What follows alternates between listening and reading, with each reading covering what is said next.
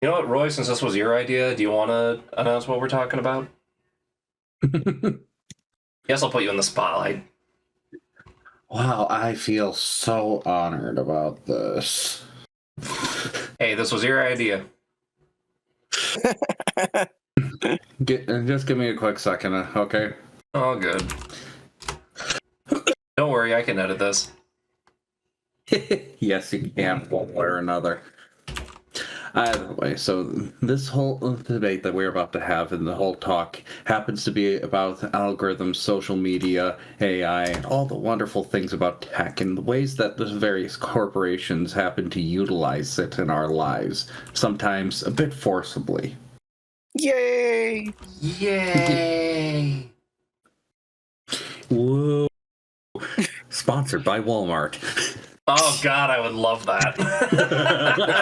If only. It's sponsored by formerly known as Kmart. They came back from the grave. Let's put them back down again, boys. There we go. There we go. There we go. There we go. Do do do do do do do do. Okay. Should I get some background music? Wanting something relaxing? Okay, there we go. Lo-fi? Mike is not being weird. That'd be good, yeah. How oddly fitting, too. Which, can I... Okay, totally random, but can I throw out there lo-fi is actually, like, really nice. Lo-fi. Mm-hmm. Oh, and for the folks watching this on YouTube, sorry, you're not going to get any music. Deal with it. Because... Ça va, peasantry? Mostly because YouTube... Because topical. Because topical, actually, yeah, that has to do with the topic at hand. So I'm gonna go ahead and I'm gonna do a thing. I'm gonna do a thingy thing so you guys can just enjoy with me. There it is. Oh. Let me see.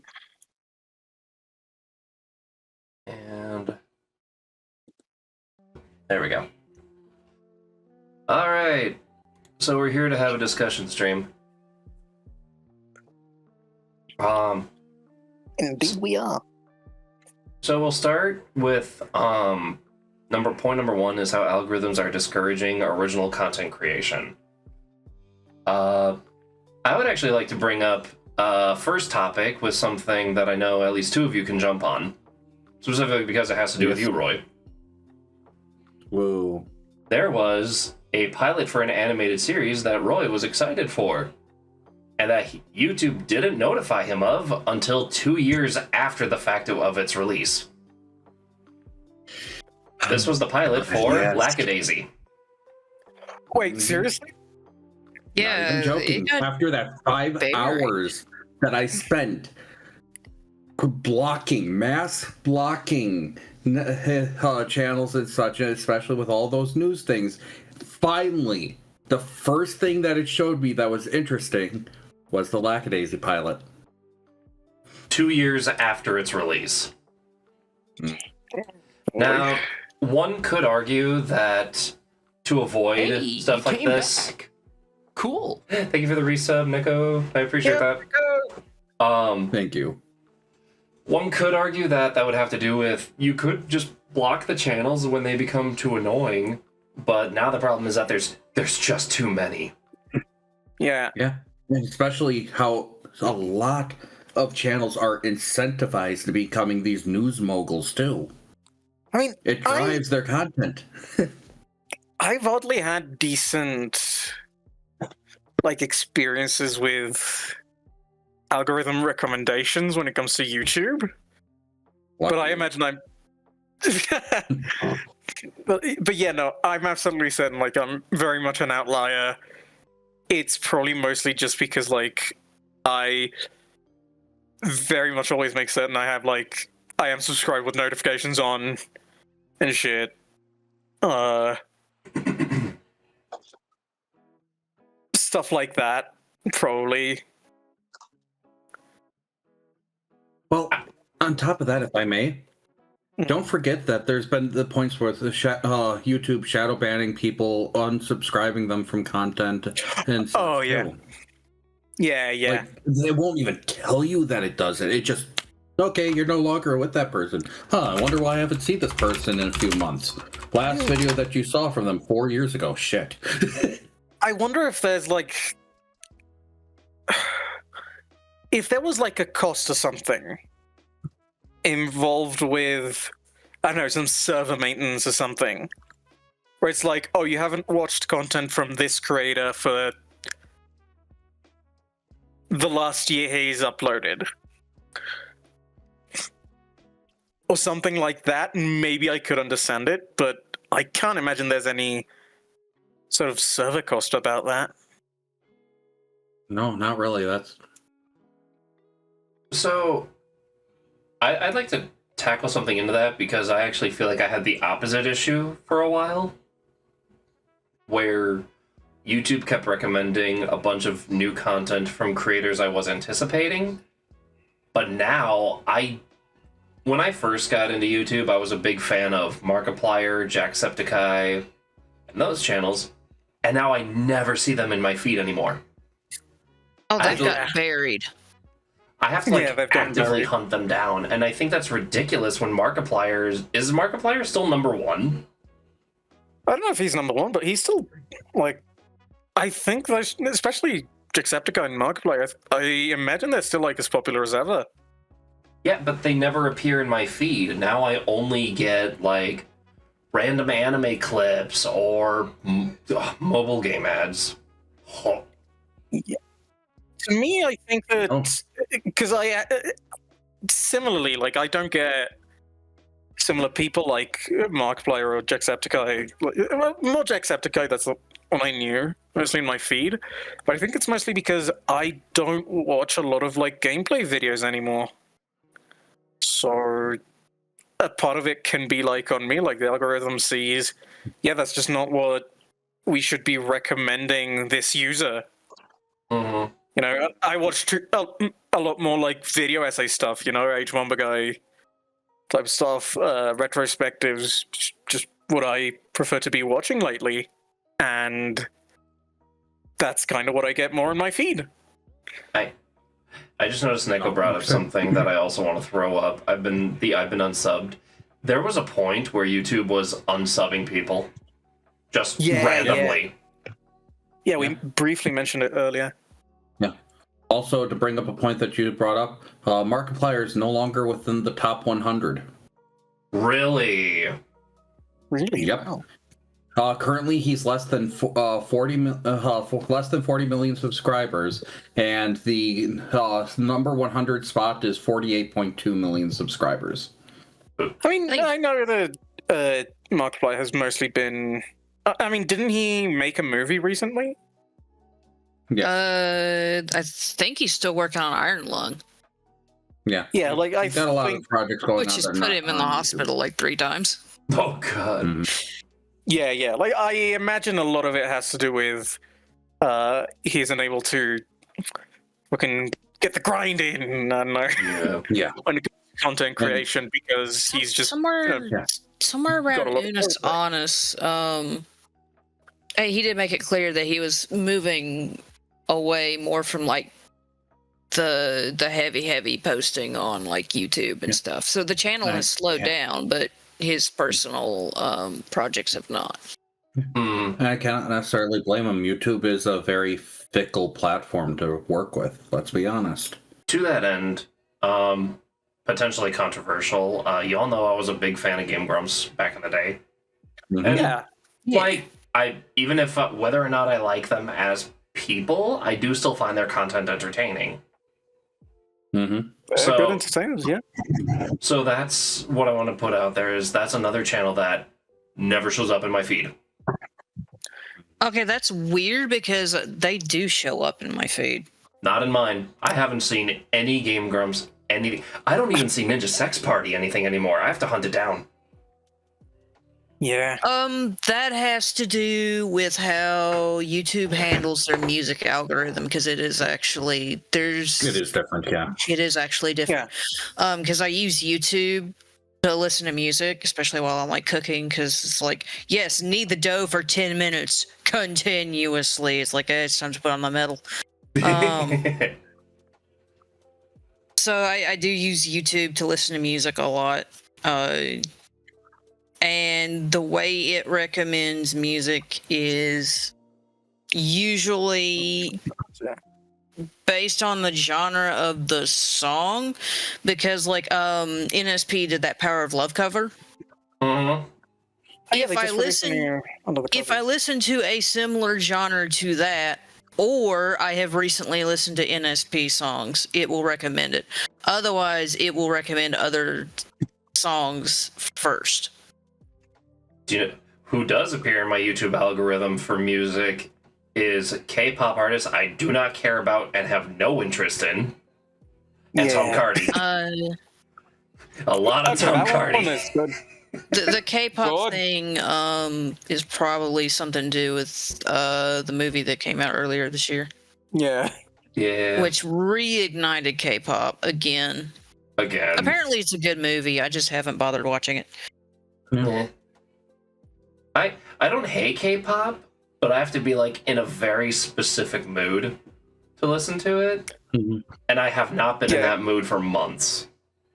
Yeah, it isn't for me. I understand. Listen to Golden one time. Mm-hmm. Listen to Golden one time and now you get random K-pop music. No, I listened to I think it was BTS. Cause that's why you're okay, yeah. Because one of BTS song, you are K-pop. No. So never mind. It's your fault now. it wasn't even BTS. It was Psy. Psy did a song with one of BTS's singers. Yeah. And it's great. It's an absolute banger of a song. But as soon as I look if you listen to Gangnam Style, it will recommend meme songs instead of K-pop. Which is so dumb. If I may also say. Yeah. So, especially with you bringing up that, you notice that YouTube's really bad for people that have temporary hyperfixations. Yes! Oh, yeah. Absolutely. If you happen to like get interested in a topic for a short bit, and suddenly it's like, oh, you only want to see that. Okay, I know desk setups and mechanical keyboards for me. YouTube is a terrible place to be autistic. I'm just gonna say it. Yeah. Exactly. It's the best and worst Daily place Motion for might it. Yeah. Daily Motion might not have been a lot better, but you want to look up this one Pokemon animation because your friend showed you about it? Here's 35,000 more.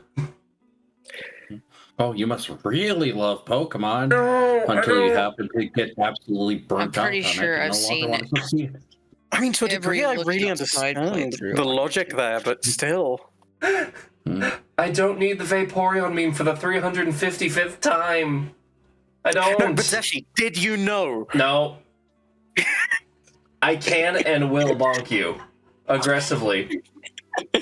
Okay, we'll do the Umbreon variant then.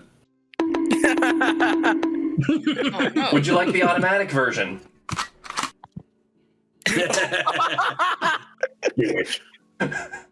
Reloads gun maliciously.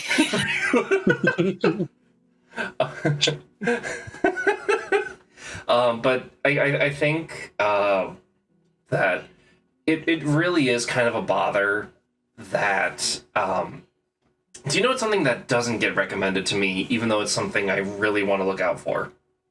Yeah? Oh. You guys know I love binging with Babish. Yeah.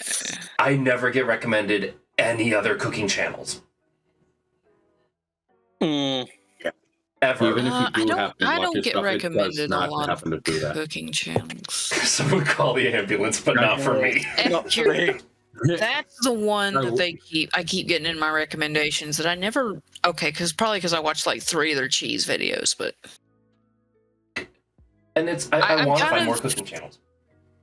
I'm kind of in a weird position on the recommendations because my YouTube account massively predates the Google takeover. Hmm. And I'm gonna have to. I actually can't like or comment videos Wait, seriously? What? Yeah. because my account is that old, and it's yeah. I'm gonna have to like make a separate Google account to attach the YouTube account to eventually. That's so stupid. Yeah, because that account is like 18 years old. What is this? A Yahoo? Not in my YouTube algorithm. Yeah. Clearly, this is a bot. If it's not recognized as being connected to Google, Google actually can't handle the comment and like system unless it recognizes it as an account. So I kind of don't get a whole lot of recommendations outside of the general sphere of what I typically watch. Hmm. Yeah. Because of that. I get a lot of indie animations because I know the ones I like and I hunt them down. Which praise be Glitch Studio for taking in a lot of shows I'm interested in. I love the idea of Glitch becoming like this accidental monopoly where it's just like they're not trying to become a monopoly, it's just like they're just nice and help creators, and they're the best at helping creators like that. They're like how Rooster Teeth used to be. Yeah, like I'm thinking like Valve and Steam, you know? Yeah, but They're not doing no. anything to be a monopoly, they're just the only good ones. Yeah, when all of your competition happens to suck so badly that you're the only one that actually holds out. I'm in love with you. I feel Yeah. like someone could make a new YouTube or Twitch right now, and it could explode in popularity. The problem is that it would explode beyond its security. I think it could be decently successful, but it's very difficult. I think it's very... Yeah. I don't know, I think it might be outright impossible to create one with the same, like, density, Mm-hmm. because you need People are such a density of servers that just, like, yeah. the only real way to do it is by having a fuck ton of money, and Google happens to have that. If I may also add to that, people are very hesitant to happen to go through any change. They become very set in their ways with things, especially platforms that they do like. Yeah, especially platforms. And that's why Also Blue Sky because- failed. I mean, I still use Blue Sky a bit, but yeah. But I mean, people hate Twitter, but they still use Twitter. It's just, yeah. I think especially with you, I mean, I think YouTube and Twitter are like two of the social media that is just like, they nailed it. They just nailed it at first. And now here we are. And now here we are. Now we're in a discussion. Like, why would we Just use anything support else? This one just has everything I want. Your content is mildly offensive? Shadow ban. Your content has some music that may or may not be copyrighted? Shadow ban. I mean, yeah, but Very useful. what I mean is, like, for all its faults, and we're talking about a lot of the faults it has from a user's perspective. Yeah. Mm-hmm. How about from a consumer's perspective? Well, quality of life wise, it's a very pleasant app to use. It's got very intuitive, understandable, like, navigation Also, and stuff. I was just going to say, finally, you were going to say something? Oh, what? It looked like you were going to say something for a second. Oh, no, I'm good. Okay, just making sure. So are we all in agreement on algorithms discouraging, specifically phrasing, discouraging original content creation? I mean, kind of. Like, in part, I also think it's just natural when it comes to, like, algorithms naturally encourage fads and Yeah. like, Clickbait thumbnails and clickbait thumbnails may. too. Yeah, go ahead.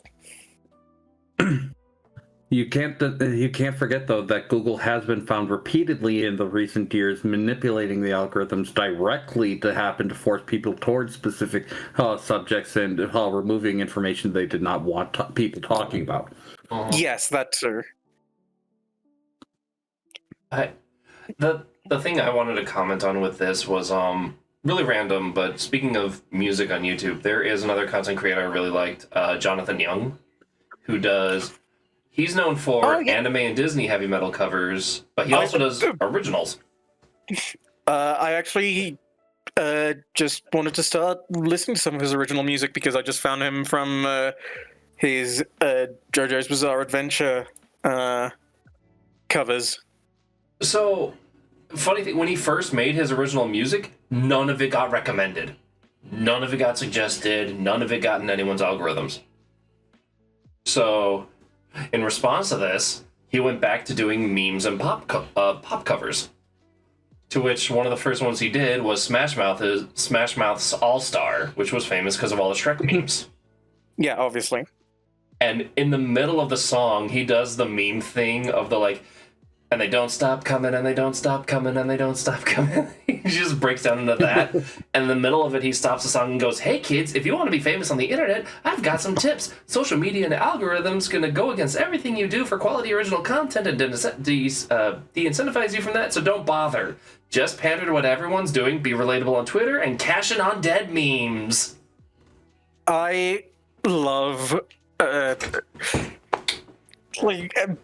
kind of out of necessity when it happens, but I love creators just going on completely unrelated tangents to make actual points. Well, it's true. Like, social media will de-incentivize you from making original content, so don't bother 100%. trying. That is so sad. No, yeah, 100%. But I mean, like, I love I love the idea of, like, trying to tell something serious, so you hijack the sort of less serious subject matter of what your video is originally, you know? Oh, and the video's cursed and poorly edited. Like, he put as little effort into making the song and music video as possible. And the best part is, for a while, it was one of his top 10 videos for like a year. Oh no! I hope his original music has gotten more recognition lately. Yeah. I'm part of the problem. I need to start paying more attention to his original music. So it's, to an extent, it sounds like there's a bit of a give and take there of like, people want to find quality original content, but the algorithm will only give it to you if you actively look for it. Yeah. Which is going to feed into something I want to say on a later topic. Yeah, and admittedly, how many of us are on a daily basis and like just day to day willing to put that work in? Like, how many of us don't just come home and relax with YouTube and don't put that work in to look for the original content? Yeah, it's not like everybody can spend 5 hours, recustomizing their entire algorithm because of the fact that it's gotten so screwed up because of that focus. I mean, not just algorithm stuff. Like, I'm just thinking, I got home and one of my first thoughts was, hey, I should watch that H-Bomber guy Tommy Tallarico video again. Fair, yeah. You know, and I've probably watched it who knows how many times. Like, I do wonder what effect that has on the algorithm. I mean, yeah, because like, first response pushes people towards familiarity too. Finally, your mic's like getting robotic. Yeah, it's kind of messy. Yeah. Oh, is that a little bit? There was a bit. It still had a bit of a cutout there at the end. That's weird. Well, Oh, now it's smooth out. okay, you got moved out of place. Might be a net thing. Okay. Good for now. Oh, let's see. I guess as long as You were we're saying though, Simon? Sorry. Yeah. Sorry, you were saying final? Huh? What? You were saying before Oh, your I mic was open. saying, stress response tends to push people towards familiarity as well. Mhm. Oh, absolutely. So Things we find comfort in. that's not helping any algorithms at the moment. Mhm. Yeah. Okay. And Xeshire, you were saying? I was gonna say, is this where we push into weaponized algorithm creating division? So, Ooh, yay. Roy, this was your topic. Boy. This was, and it was part of what I brought up a little bit earlier, with how I'm not going to bring up the one thing that I brought up in the pre-stream chat in particular, because the fact that it'll happen to just feed into it. But you'll notice a lot of times whenever something slightly controversial with some figurehead happens to come up, a lot of channels are heavily incentivized and are pushed by the algorithms to happen to bring it up. Anything that's slightly controversial, not even just with them, but with any figureheads too, with government, local, or especially national, they will happen to put shit out, and then on top of that, the bots come in. Where we found out a statistic recently, approximately 64% of users currently on most social media platforms are botted accounts, making up approximately 45% of content that you happen to see being fully botted. It makes you wonder just how much of the controversies that are being pushed forward happen to be from just just these botted accounts that happen to do it just to distract people. Mm-hmm. Keep you angry, to keep people watching. Yeah. It makes me think of this might be just saying how old I am. Do you remember when MTV was filled with like reality shows about people that nobody liked? This is when I show my age. I don't know shit about MTV. So MTV was originally music TV. It was... Yeah, no, I know a bit of the history of it. Yeah, I remember. God, I'm like the show My old. Crib and stuff. I remember when MTV was actually music videos. Me too. Lordy, no. I remember when VH1 was music videos. The other thing is, I don't know if here in Mexico it ever really stopped being mostly music videos. I remember I mostly saw MTV in like restaurant TVs, and it was still mostly music videos. So there was a point where MTV was like, "Hey, music videos are banking. We should branch out into other things and see if it makes us more money." So they started doing stuff like the Osbournes, or like reality shows following celebrities and essentially stalking them like the paparazzi and invading their privacy for public amusement. Mm-hmm. And some of these families went with it, and some of them dramatized their lives and responses to make themselves look disgusting because it got attention. And hearing this divide stuff, you just hear like, God, there was one that I remember in particular. It was like the Jersey Shore before Jersey Shore. I remember just watching a video recently about Dr. Phil's House of Hatred, which was one of the stupidest things I've ever seen. Wait, what? Okay, apparently, I saw a video on it recently. I'll try and look it up later and share it with you all. Basically, the idea was going to be a show in which famous not a doctor, Dr. Phil, famous not a doctor. I like how you say that. I mean, admittedly, I can't say that. Again, Mexican, I don't know shit about him. Other than he has a fine enough mustache. He's a therapist. That's kind of it. He's a therapist, quotation marks. Yeah, and the M&M's Heavy thing. air quotes. And apparently some people think he looks like the green M&M. He's Ellen DeGeneres with a mustache. Continue. Yeah. Am I So wrong? basically, what I understand is what he tried to do was one of these, like, we're going to put a bunch of people together on a house and see if they can survive with each other. But the idea was it's literally going to be like, oh, what if we put, a black person and a fucking white nationalist? Oh, so Or Jerry what if we- Springer. I don't know who that is.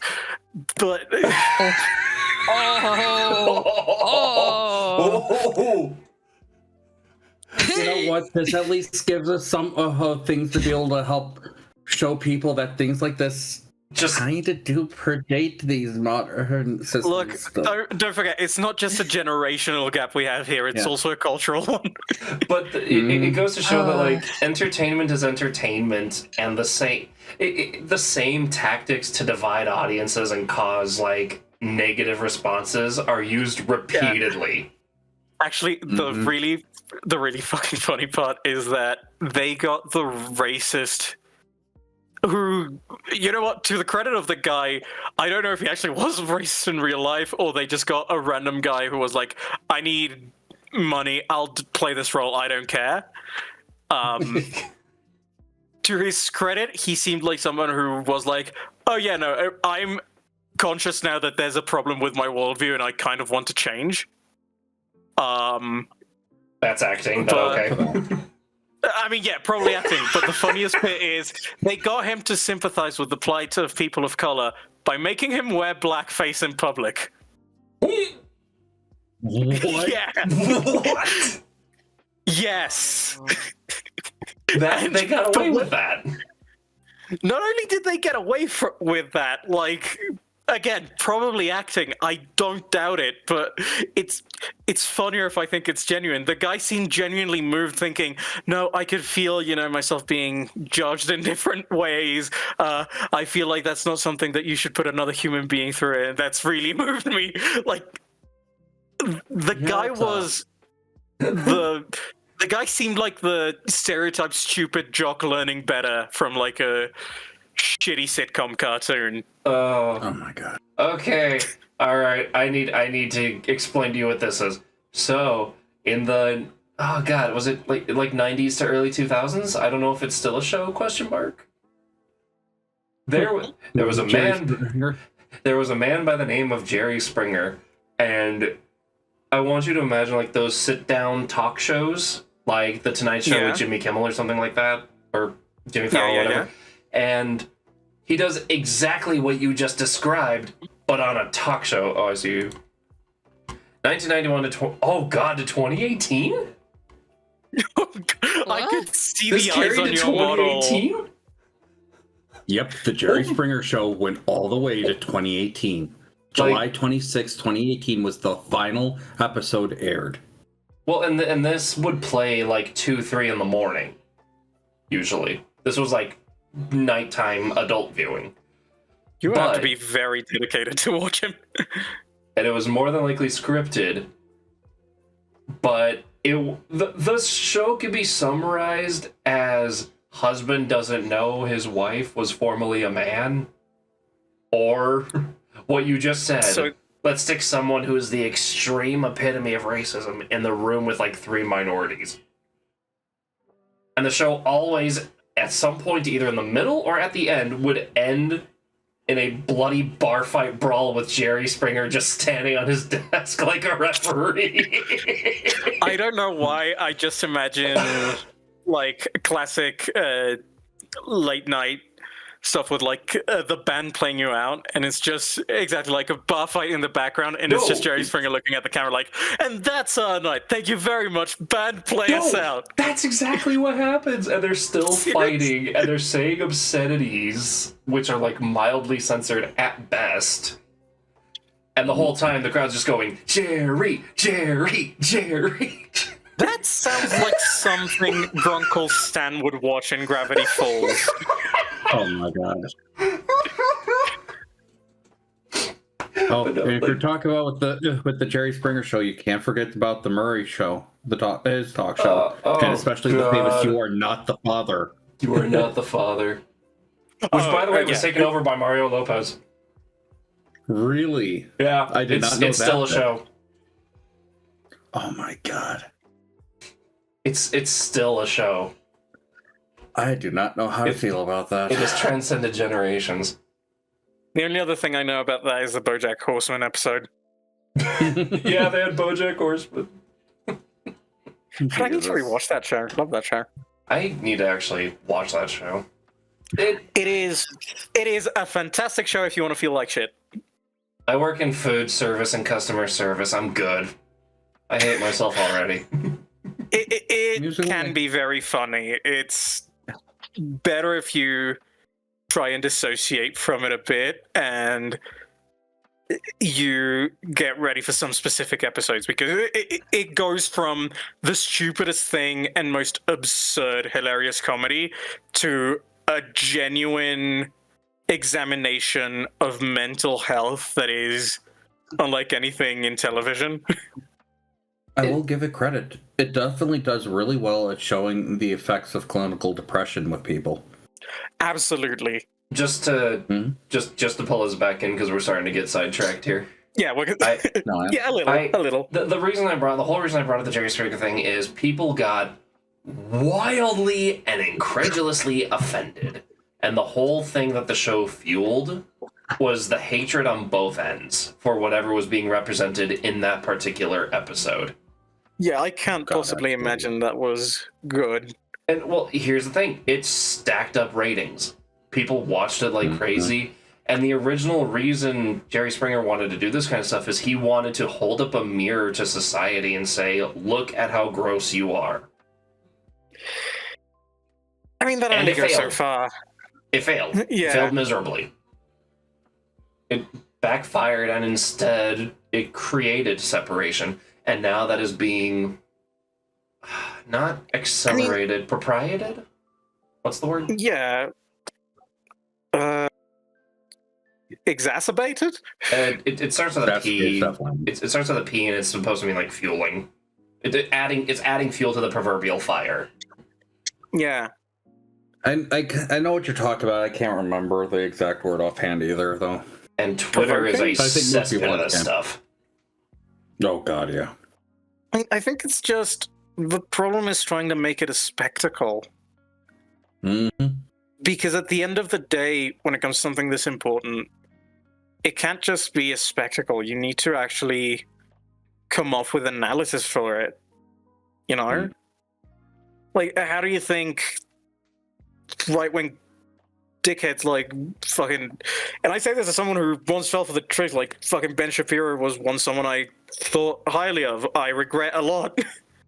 Like, how do you think they go big? It's not because they're right, it's because they're somewhat entertaining. What did they... You're not wrong. Like, that's led to a lot of radicalization of the younger generations currently. yeah, exactly. I'm remembering it was a controversy recently. I don't remember the name of this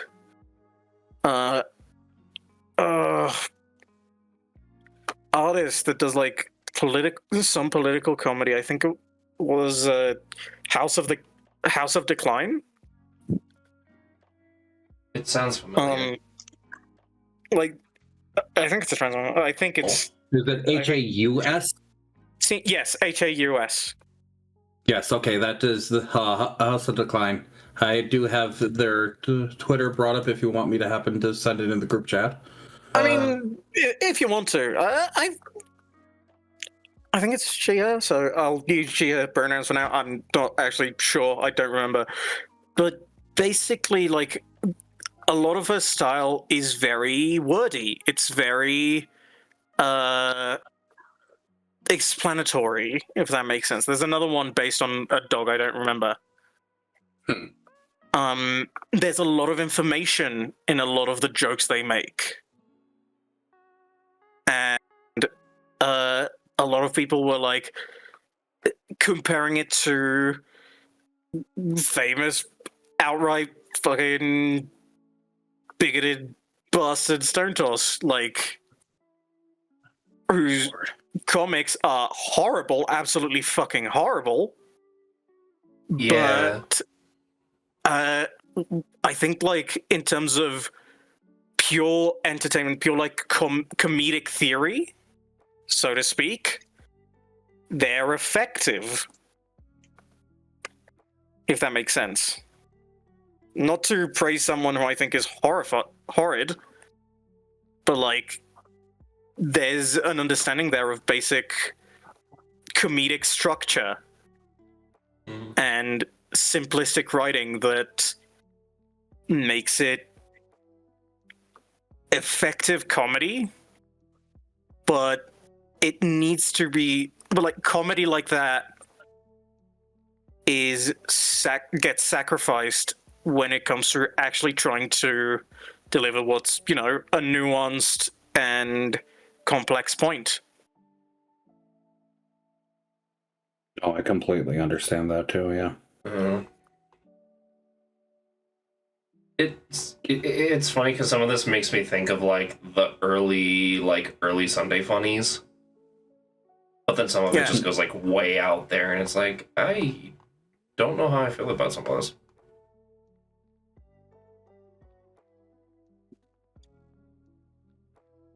No. Oh, I'm getting distracted. we're all just a little. Just a little. All's good though. My biggest concern is when it comes to stuff that I see,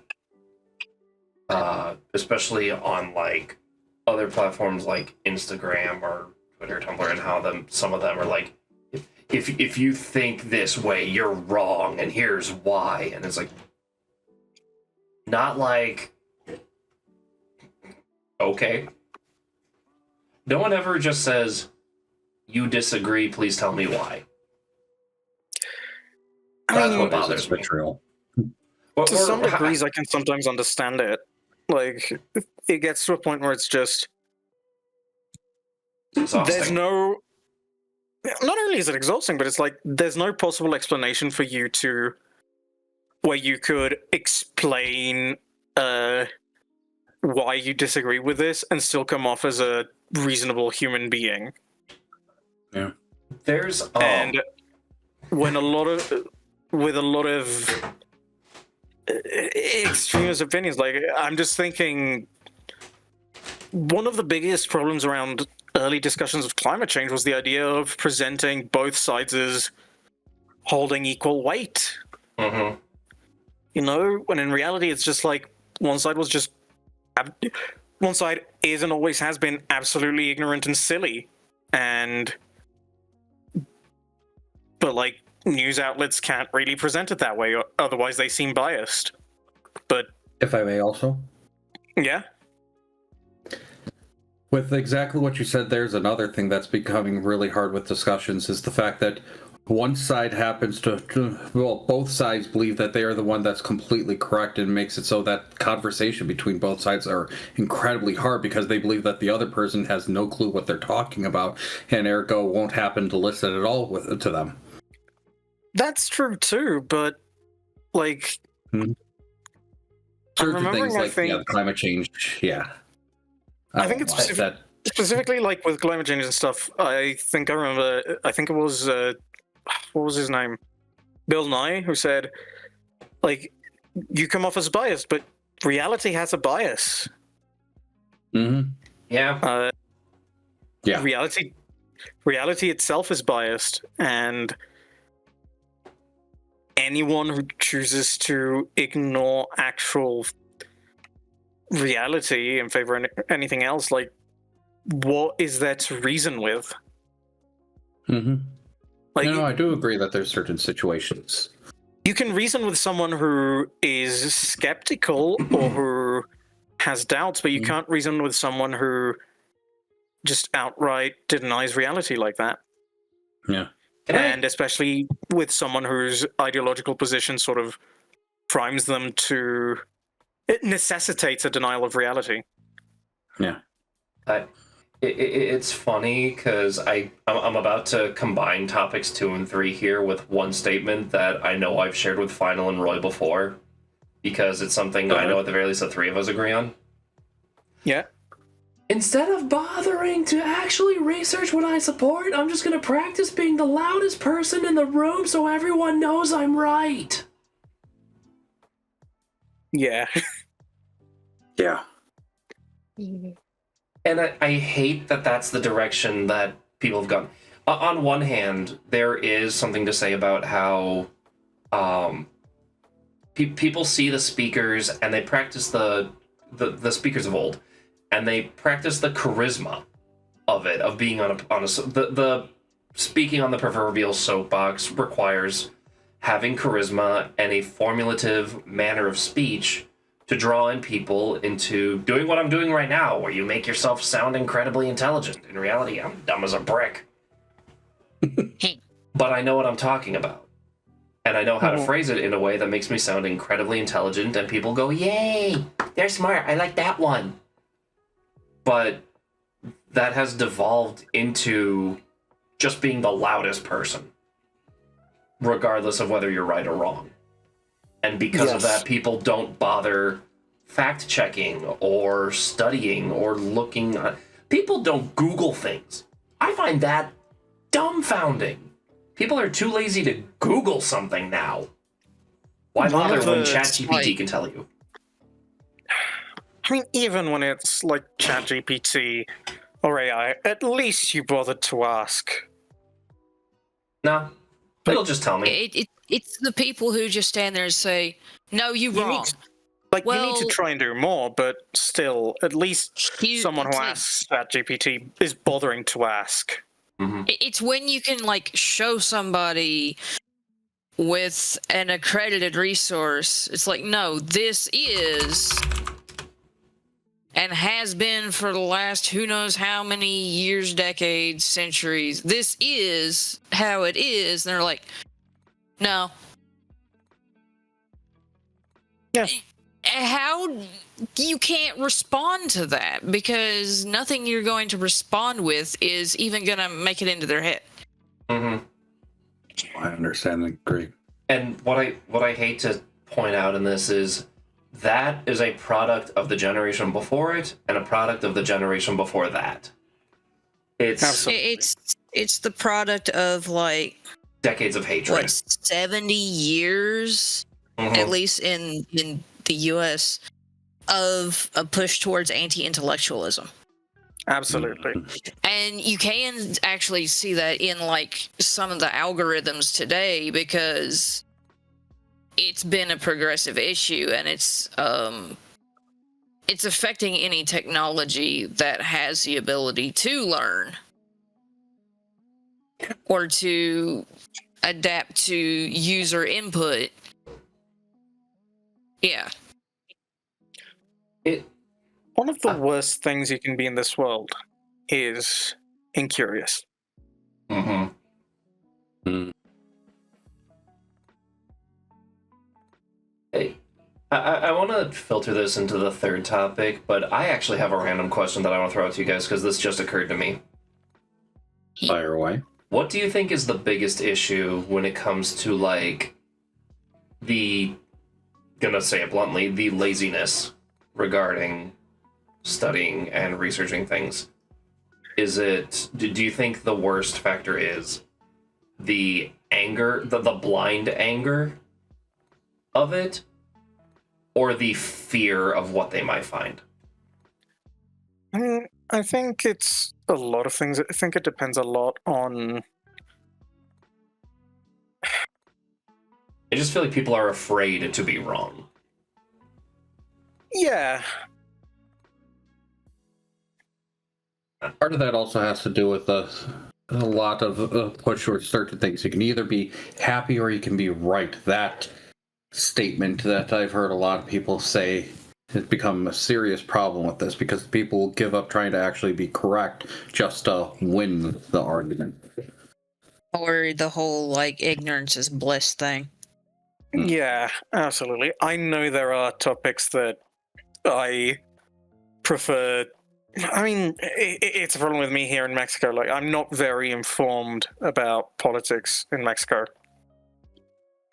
I am Perfectly fine. very...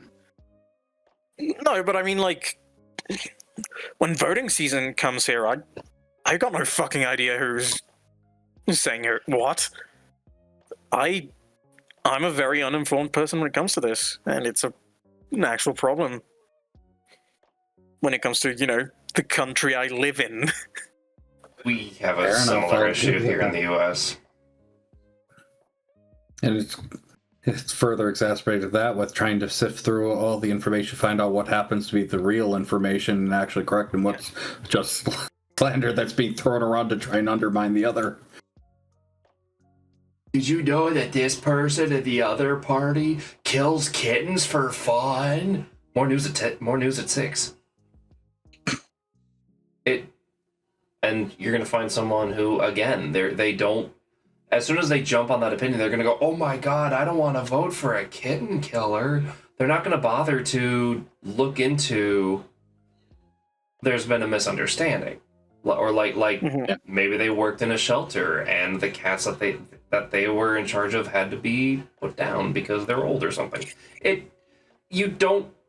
People don't look into the fact of the situation. They don't look for And context. They don't look for context, and it becomes an issue where, because person A doesn't look for context, offspring of person A will mimic this, and then they grow up, and then their children will mimic that.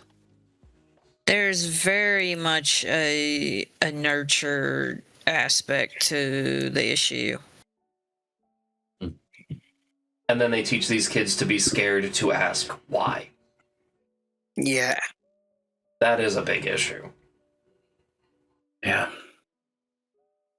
Praise be Mama Cat. When I was made to go to like religious school as a kid, and one of the biggest things that I got chastised for was you're like, and the will of God will da da da da da, and I'd be like, okay, but why? Why? You fail. That's what? All I did was ask why. It's true, and so the first thing my mom did when we moved is she pulled me out and put me in public school, and I could ask why all I wanted there. But by that point, I was too scared and too angry to, and I feel like that, like algorithm. On one hand, algorithm does as intended, where it feeds information based on what you look into, but it also feeds on information based on what's looked into around you. Yeah. And so if one person is scared to ask why, what you were saying about educational stuff, I was going to tag on that earlier. That's how I feel when I jump into YouTube or something. It's like, I want to find more cooking channels. I want to find, how do I sew things? How do I do this? How do I do this? Here's how you make a Minecraft house in survival. That's not what I asked. Oh, you want to learn how to sew? Here's how you sew something in Valheim. That's not what I asked. I mean, that's also the problem with... I mean, I think that that's always going to be a problem with computers. They're just... Computers are always going to be on a one-track mind. Because that's just how they work best at solving problems. Mm-hmm. It's just how computing works. So if you... exactly, like if you usually look up fucking, I don't know, Minecraft videos, when you suddenly look up, hey, how do I do this real life thing, it'll think, oh, you must be looking for the equivalent in Minecraft, because that's always what you look for, right? Right? No. But no, that's not what I want. AI and algorithms, and I mean AI non like generative AI. I mean like any form of algorithmic process. It by design has to be very is not very good at understanding other contexts. Semantics. It also doesn't help that like computer is probably going to be there's more people who would be using the game than there would be actually doing any kind of handicrafting in any given place at this point. Mhm. It's gonna look for the closest denominator it can, which is, you know, it's more likely to be the video game than it is somebody actually doing something productive. I just want to throw in there, I feel like we're ready to go into topic 3 of the algorithms funneling nonsensical content for viewers. On this, I feel like that carries into this. It might be good to specify in particular for that. Just to happen to help with being able to streamline some of the topic itself. When I have to outright type not Minecraft when looking up how to cook something, I feel like that's asinine. Yeah. Yeah. The fact that I have to Google not in a video game, in real, that I have to be like, how to sew a shirt in the real world. Luckily for me, my interests are so obscure they're not in Minecraft. But you get where we're coming from with this. Is it's like, Yeah, I absolutely. usually look up like myths and psychological stuff. It's kind of funny that like I tried to look up like how to thread a needle, and what I got instead was string theory. And I just started Another to, problem like, can this is not what I was looking up. I mean, another problem but can also nobody- be cultural, I think, because like I know this for a fact. When you look up some historical figures on Google, Mhm. depending on the historical figure, a lot of the first results are going to be from fucking fake granddaughter. I tried to look up the myth of King Arthur, and I got Arthur from fake And Grand I got a bunny girl with big boobs. Yeah, I don't even watch Fake Grand Order. I don't care for it. I think I have a friend who loves Fate Zero. I have a friend who's he's obsessed told me- with the entire Fate series. He's told me I should check it out. It took him 7 years to convince me to watch JoJo's. I don't know how much longer it will take him to convince me to watch Fate. But it's... this is an issue I have, and I feel like this is both the algorithm and the AI, is... It's like the old days of yelling at Clippy. Yeah. We What? never got past Clippy. We never got past If I may- Clippy. Right, yeah, besides, at least the problem I'm Uh, describing is more like a cultural thing, right? Like, it's just becoming the more popular result. It's not just purely algorithmic. Also, And- also, And this predates, like, generative AI yeah. stuff. It's also significantly further exacerbated by a lot of mythical figures having a lot of their research papers and such being taken down from the search results in general and being paywalled. Like there, so to give an example to this, back in high school, I did a huge amount of research into the Sumerian mythologies, in particular with Baal Hadad. Mhm. And yet, if you try and look up Baal Hadad nowadays, you have to go through at least 2 different paywalls to be able to find the original research papers that I had found.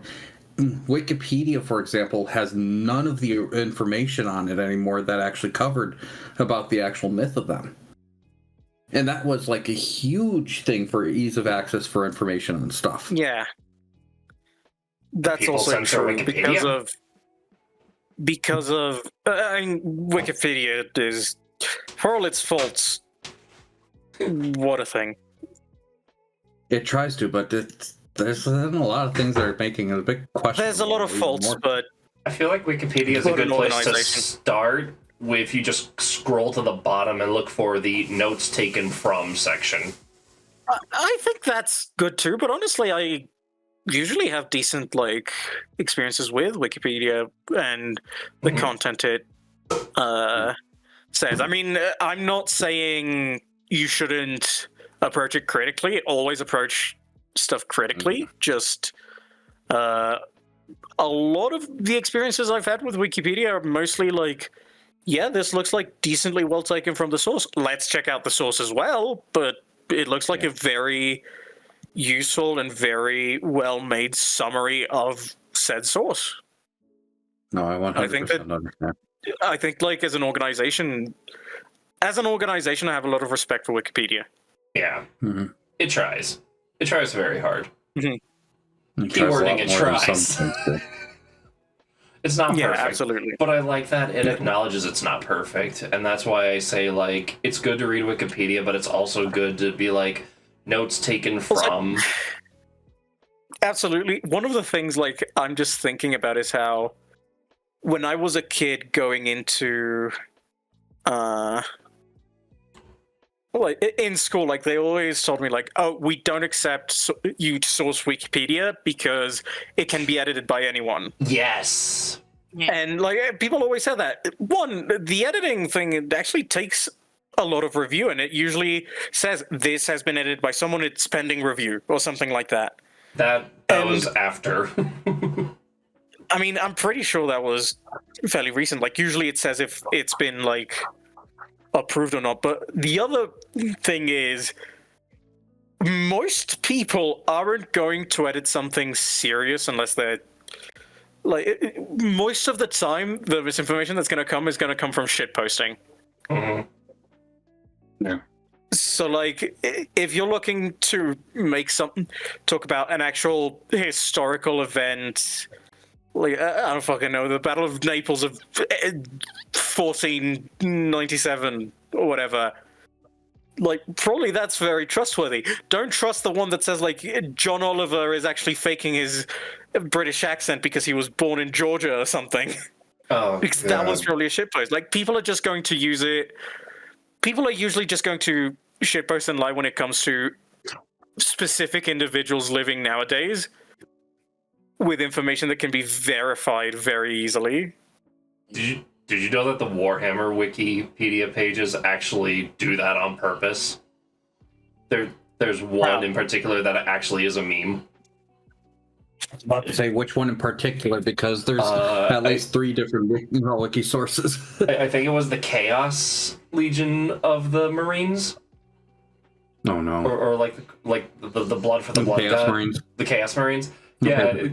Yeah. They did something like list of species ended by Chaos Marines. Parentheses. This list is incomplete. You can you can.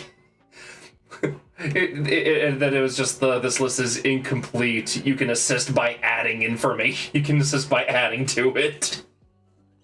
No, beautiful. And they just showed like a Chaos Marine's eyes glowing green underneath. Yeah, like, I feel like Wikipedia is decent at, like, eventually taking down something that says, like, oh, RFK Jr., the F stands for fuckboy. Like, Someone editing that as a joke versus actual, like, genuinely serious misinformation. I think there's a big difference between that. it's the difference between Wikipedia and Urban Dictionary. Yeah, kind of. Like, there's a difference between when something is going to be a bit of an internet troll and when something is going to be actual serious misinformation that needs to be addressed immediately. But that's where it comes into what you were saying earlier, and why I kind of feel like bringing up the nonsensical content is a big deal, because something I've learned as I've gotten older is people will, by instinct or by nurture or by nature, if there is a means to do something and be lazy about it, people will lean to that. Because comfort and convenience are just in our nature. So, I mean, if you don't have to critically think, then why? And I hate that. Yeah, I've got a number of like people in my family with that issue. They won't even. Yeah, Wikipedia says so. It must be true. No. Oh, they Well, I won't read even. it in the They won't even. Well, go I that- read it on the papers, so it must be true. I always think about Yeah. that line from Sherlock. I think Or of my that in The favorite Invisible news- Man. Yeah, my favorite news broadcaster said it, so it must be true also. Yeah, Final's got loads God, of I love those. God, I love that Mhm. line delivery. Oh yeah, wait till we get to the AI part where I've got 2 grandparents with dementia Oh, in that's the gonna be fun. household and smartphones. Right. That's gotta be That's beautiful. Does anyone have anything to add on, like, just finding nonsensical content? Do you guys have issues with finding nonsensical content that has nothing to do with what you're looking for? I guess while we're on the topic. Unfortunately, I mean- often enough. Yeah.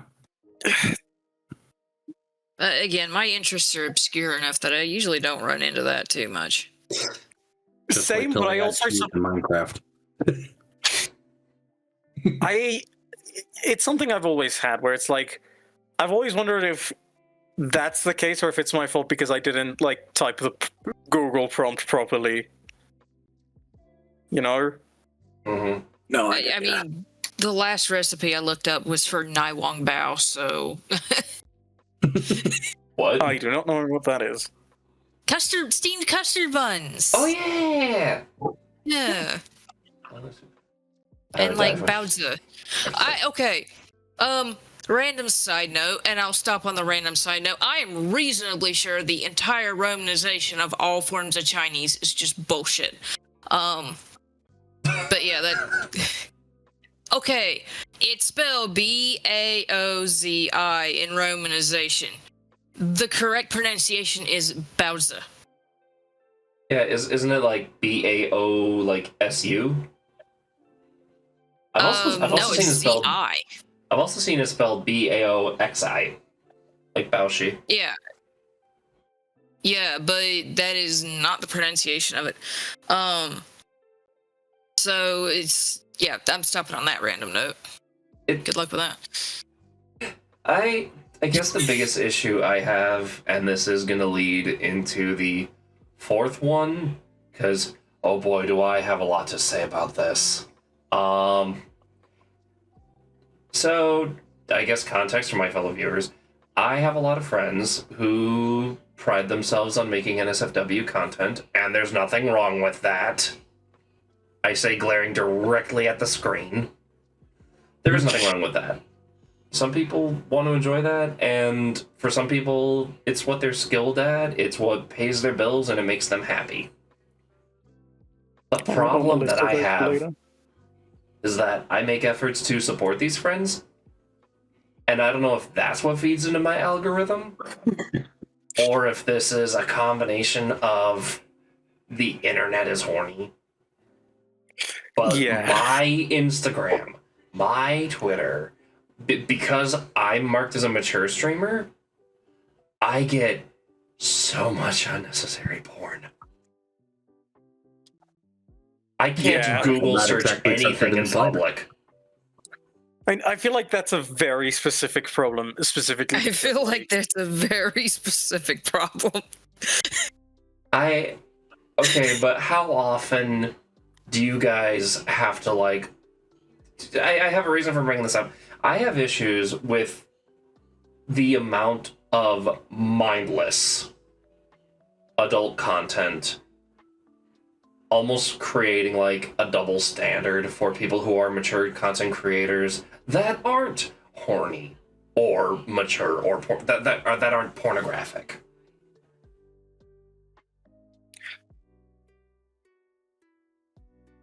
Or is this just me?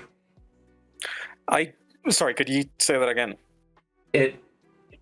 I feel like because of how much of this stuff spreads through the internet like wildfire, especially in social media, it creates issues for people who are mature content creators.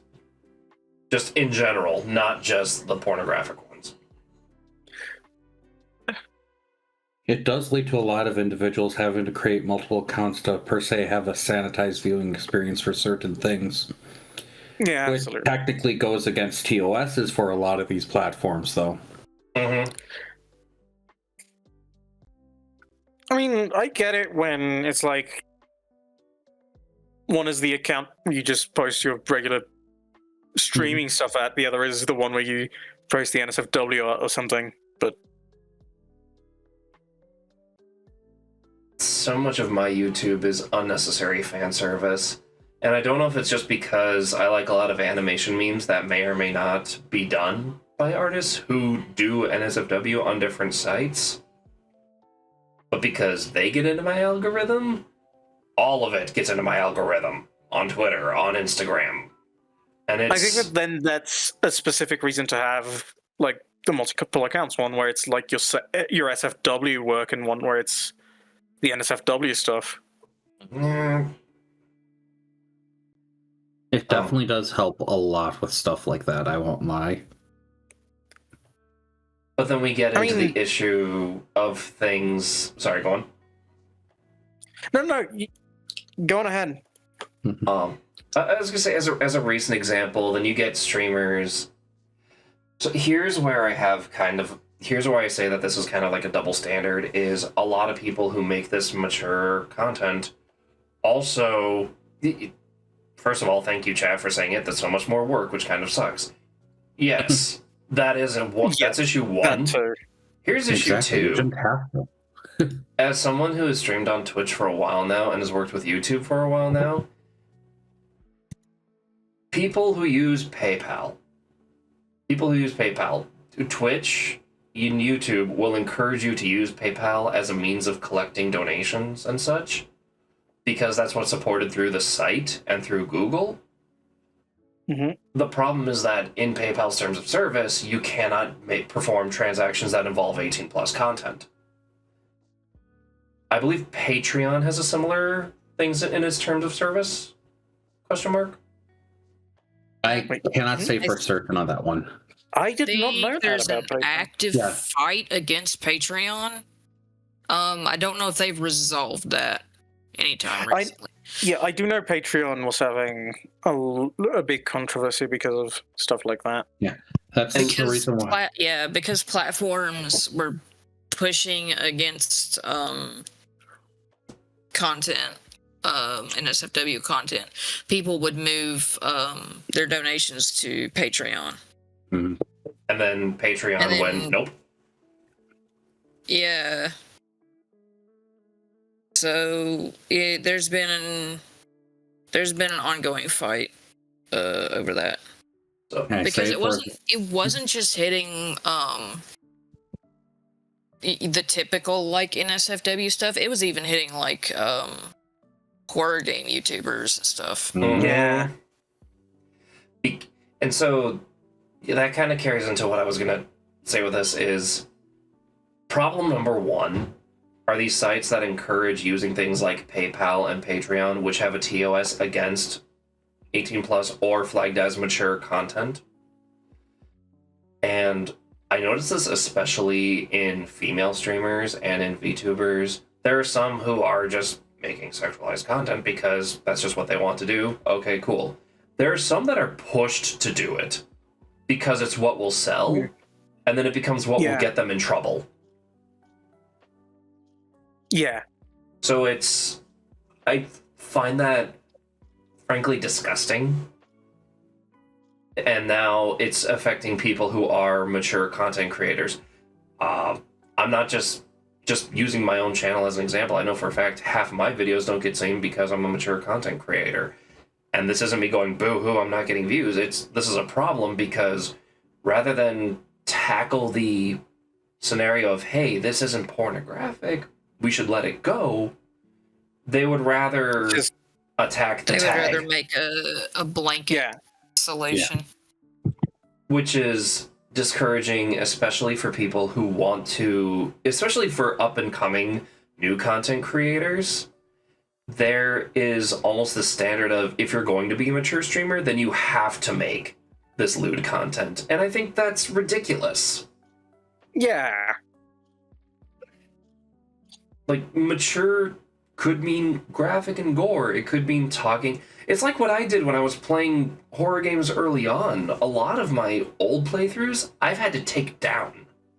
Not because there was actual sexual content, but because of the mature flag while talking about psychosis during a horror playthrough. I Yeah. had to take some of those down. And you guys know mental health is something I'm very passionate about, and it's something I wish I could speak more openly about on platforms like YouTube. But then you hit the catch-22 of, especially for people where content creation, that they're disabled in some way, shape, or form, or they are unable to acquire a sustainable job that would give them the ability to maintain a basic livelihood. And so they turn to the only thing they can, which is content creation. But now but now algorithms and AI and all this stuff is terms of service, and things are becoming so... Sorry, I'm trying to think of the right words. I'm actually shaking a little bit. Also, take your time. People strong arm their side and their beliefs, and the I am louder, therefore I am more right mentality. People can't make sexual content because it's wrong. Why? That's just like puritanical bullshit. I mean, I spent 20 years living in a state that wanted to make libraries 18 plus institutions that you had to be carded at the door. So, yeah. Just to read basic books. Just to read any books from a That's it, yeah. library, you would have to be Puritanical 18 nonsense. plus. Yeah. So yeah, the issue is very much widespread, unfortunately. So there's side A. And then side B to that is that these are the same people who... The people who say no to this because of terms of service are the same people who push, have you seen mobile game ads? Or have you seen how ridiculous those get? Yeah. Let's play Gardenscapes because, oh, scandalous, the gardener likes the housewife, or... Okay, Yeah, you're gonna anyways, punish here's people... a Candy Crush clone. Yeah.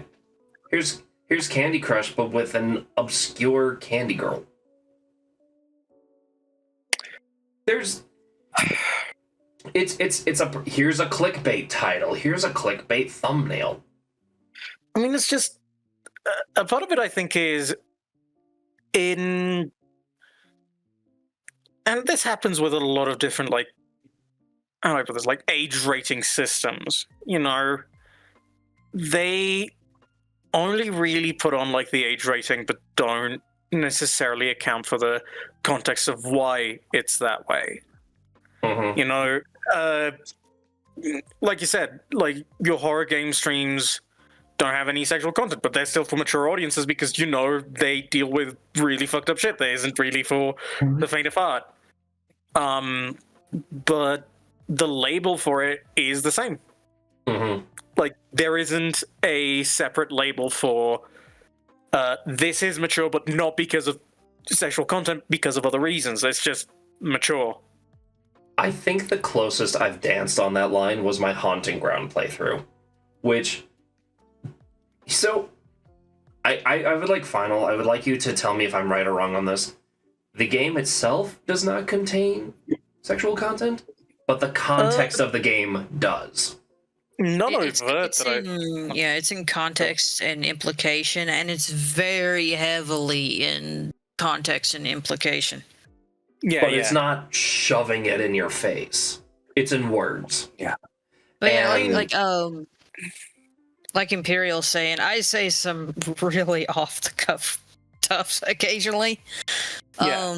So I think every time I've streamed, I've had it as a mature tag. But I'm just thinking about even games that don't do that. I'm thinking just The Last of Us 2 has a full-blown sex scene. Oops. You're actually not wrong with that. Sorry? I said you're actually not wrong about that, yeah. Yeah, that's pretty, explicit on screen, but I don't know, it's kind of part of the story there, and it's not... it's also, it's not explicit in the same way something directly NSFW would be, if that makes sense. It's not. What's the word I'm looking for? Not exploitative. Gratuitous? Yeah, gratuitous. That's the word I'm looking for. People use gratuitous content to draw in viewership. Yes. And I find that another way of looking at this is, I think the other like close line I've danced on this is my playthroughs of The Void on Twitch. Which, by the way, I've been able to play that game completely uncensored. And Twitch is fine with it. Because any nudity in the game is artistic. There is nothing lewd happening in the game whatsoever. Maybe. No, I think there's like one sister who like kind of flirts with you, but then immediately doubles back and is like, oh, never mind. There's a lot of context behind why each of them acts the way they do. Yeah. But you don't remember The Void. It is it's a Russian psychological horror game. Where everything is done with color, and you interact with women who are the sisters, who may or may not have clothing.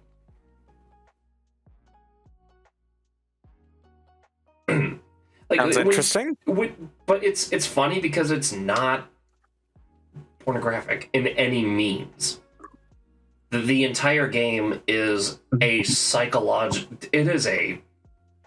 it's a psychological horror game with emphasis on the psychological part. It is meant to deceive and mess with you. It's by the same people who made Pathologic, which has a similar mechanic of the game lies to you. I still need to play the copy you gifted me. Still, thank you so much for it. Play it with a guide, trust me. I know, I saw the H-Bomber guy video. And that's only for one ending. You have to play the game 4 times, technically. Yeah. I think it was 3 to really be able to get at least the good enough grasp on everything. Yeah. But also, to what you're saying here, if I may say one thing, you notice that a lot of the ratings for like the 18 plus stuff are significantly more strict with anything involving female, especially characters. And I found out actually involving Agony that just how ridiculous the depths of these are. You know that you can have a rather fully detailed male genitalia on the screen for a lot of the stuff without having to reach the AO rating. Yeah. I imagine. Even with advertisements and such, it still happened to count into the 17 plus rating.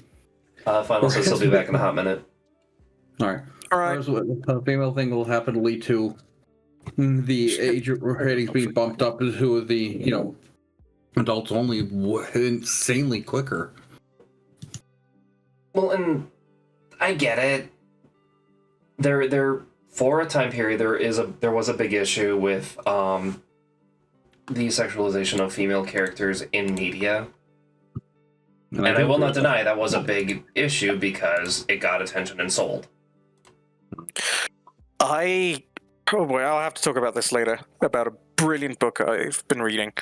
I've been meaning to read. But then there's but no one said anything when like that was happening to male characters. Mm-hmm.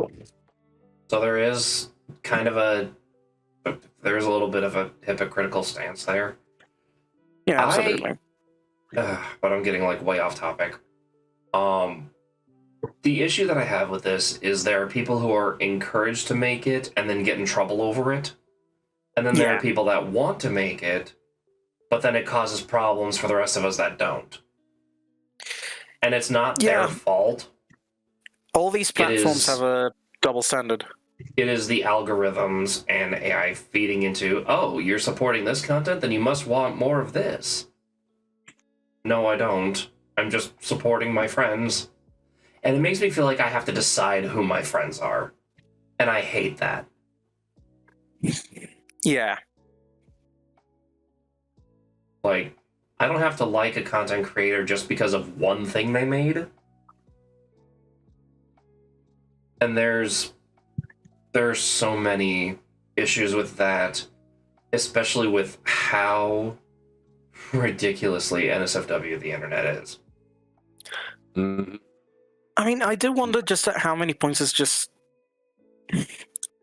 How else would all algorithms work, you know? Like, at what point it becomes just... It's an inevitable annoyance to deal with. Unfortunately. Do you know that there was a trend? It was like a try not to get banned trend, where people would just Google a character from a random show or something and just scroll through the Google images until they found something NSFW. I do remember that trend. It was a speedrun. Speedrun to get banned. Mm-hmm. Okay. I remember. Lordy. Final I hate it because I love the idea of like Googling speedruns. Like I remember, again, based on JoJo's Bizarre Adventure, I really like the idea of like a Wikipedia speedrun to find JoJo's Bizarre Adventure. Mm-hmm. Just you start on a completely random page, and using the hyperlinks, you somehow have to find your way to. I mean, in the case of that video, it was JJBA, but it could be anything. Like, we start on the page for, I don't know, platonic dialectics, and somehow we need to get to the Wikipedia for Pokemon. But it... This sounds a bit like the airport game with Google Maps.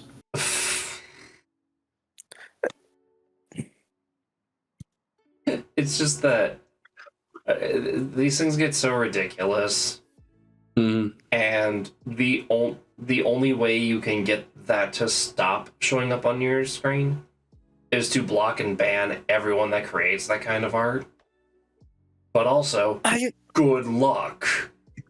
Yeah, that's just a Sisyphean task.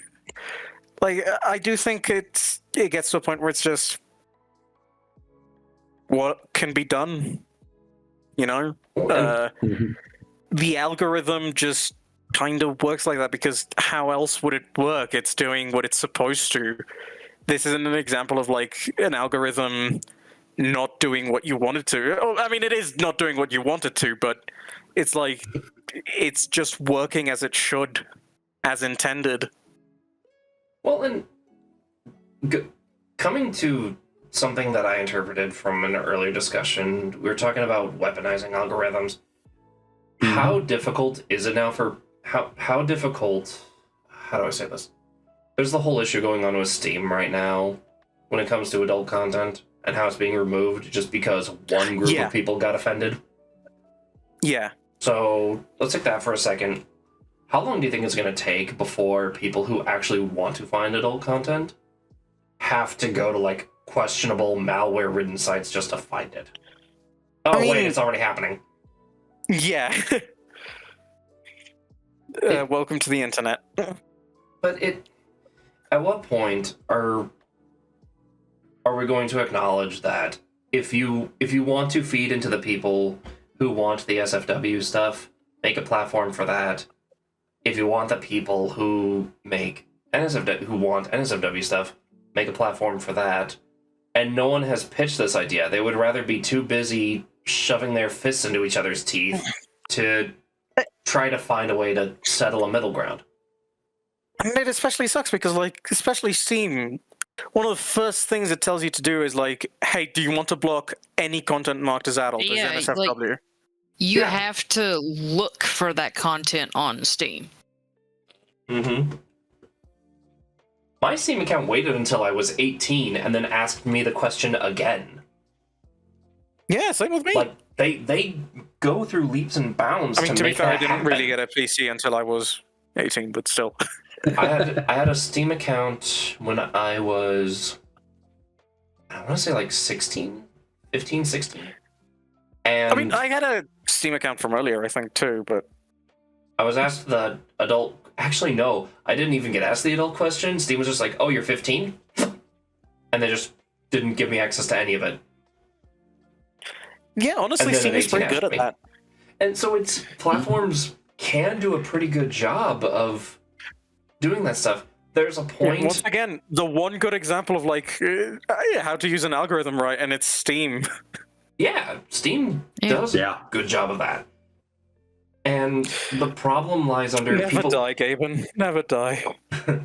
People choose to be offended over how like this game, this Grand Theft Auto, I got it Over for the my existence of something without worrying about its accessibility.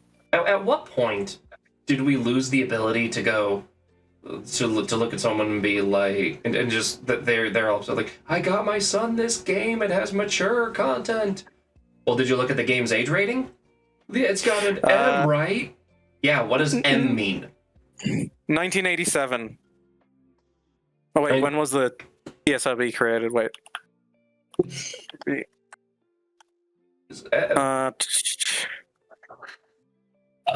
Well, 1994. That just feeds back into the laziness thing because people can't be bothered to parent now. Mhm. Yeah, that's always the thing. Like, it's not the fault of the media that it exists, it's the fault of the parent for not being an active participant in the media intake of their child. Like, Yep. it should not be tech's job to monitor and moderate someone else's child's viewing of content. Like, it's one thing to have your basic safety controls, like the Steam control there, Mhm. And I mean, but like, think if your it'll- kid gets a hold of your credit card and gets that stuff, that's a parent problem. yeah, that too, but what I mean is, I think it's also just on the parent, fucking give a shit. Well, and Take an interest on what your child enjoys. And- One of the things, like, remember the lovely parental controls ad for the Nintendo Switch with Bowser and Bowser Jr.? yes, I actually loved those. It's lovely, and by the way, they remade it for the Nintendo Switch too. I love Of that. course. Like, it's a lovely ad, but one of the things that I love about it is how Nintendo basically put, hey, check out the game library that your son is playing. You can also see clips of your son's, like, game and, you know, actually take an active role, actually talk to them about it, actually be involved in that.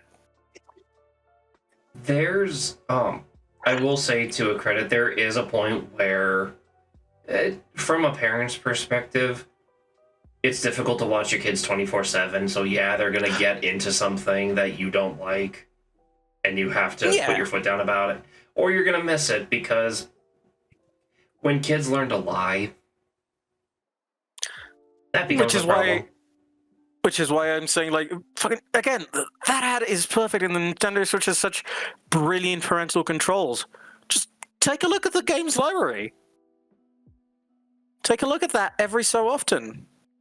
Well, I'm sure people find a way to sneak around it and stuff. And it's like, what I find is the catch-22 of this is kids will learn to lie and do whatever they want. Yeah, But of course. there is, to an extent, a point where people could put a little less blame on the creators. I think the other part is just teach your child to also care about that, and more importantly, teach your child to want to be honest. Like, I remember just it's also because of me. Like, I liked talking about the games I played with my parents, so I wouldn't want to buy a game without their permission, just because, like, one, they're probably going to find out eventually, and two, Mm-hmm. I want to be able to talk to them about this stuff because they show an active interest in what I like. I hate to put a pin in this. I do have to take the dog out for a bathroom break, and I also need to use the bathroom myself. No worries. Good time to take I a actually- quick breather then. Yeah, I actually had like one more, frankly, very extreme example on this topic, but I'm going to save it for just a hot second while we BRB. Is that okay? I want to go get a milkshake. Okay, cool. Nice choice. So we'll go ahead and put a pin in that, and then you guys okay if I come back with the granted extreme but example I have on this topic? All right. All right, cool. Perfectly fine, yeah. We'll be back. Hey. I have milkshake. The milkshake, I obtained blow pop. Great Please flavor. eat real food. I ate real food earlier. Besides, in 30 minutes I won't be able to eat anything. Oh. My diet. I'm not allowed to eat after 9 p.m. Oh. Fair. Which has actually helped a lot. I'm down 8 pounds. Like down 8, 9 pounds. That's right. And so, just a quick refresher for chat. We're currently on the topic of the double standard of, originally I had said mature versus sexualized content creation. Now I just kind of want to spread that topic into content creation in general. Because we were on the topic of, instead of just saying parental supervision, we could just say generalized adult supervision. Yeah. Because there's always going to be that one babysitter or that one something. And I said I had an extreme, very extreme, but relative case of that. Because the original debate is, who do we blame, the content creator or the supervisor at the time? And I wanted to bring up the Slender Man issue. That one is rough. Because for a while, in YouTube's early days, the Wild West days of YouTube, Slender Man was everywhere. And that was the game that led to, like, at least from what I know, the beginning of the popularization of Let's Plays. I was gonna say, like, Absolutely. the shittiest genre of horror game. Walk around and 5-8 things. Oh, but don't get caught by the creature. But it popularized Let's Plays. Yeah. That is That's- true. Yeah, 100%. That was Between that and FNAF. That was the beginning of PewDiePie, Markiplier, and not Jack, but there was another, like, big name Let's Player. I think that might have been Cryotic before everything happened with him. Oh God, isn't that a story for another time? That is a story for another time. That is one where you could blame the content creator. Mm-hmm. But I don't think I know that one. oh, He ended up becoming one of those YouTubers. he got involved with someone No. underage. Oh! Anyway, Not those I expected, but okay. But it's because there was such a big argument over like unsupervised consumption of content creation, and I think the creator of Slenderman himself outright said, "My content is not for children. Why are your children reading my content?" Not even the game, the creepypasta writer. So I wanted to take a catch on that to see if anyone else had examples of, like, the double standard of blaming the creator over the consumer. I guess is where I was trying to go with this. I Mortal think that Kombat the related. Slenderman case is very specific because at one point it sort of became like a cult of its own, you know? Mm-hmm. Slenderman sort of became this icon for the lovers of the occult on the internet, if that makes sense. Mm-hmm. So it went just beyond the idea of it's this scary game character. It was just almost like Lovecraftian monster. Like, Oh, the like, would y'all shut up about the Necronomicon? It doesn't exist thing. yeah, exactly. Yeah. Like, Wait, what?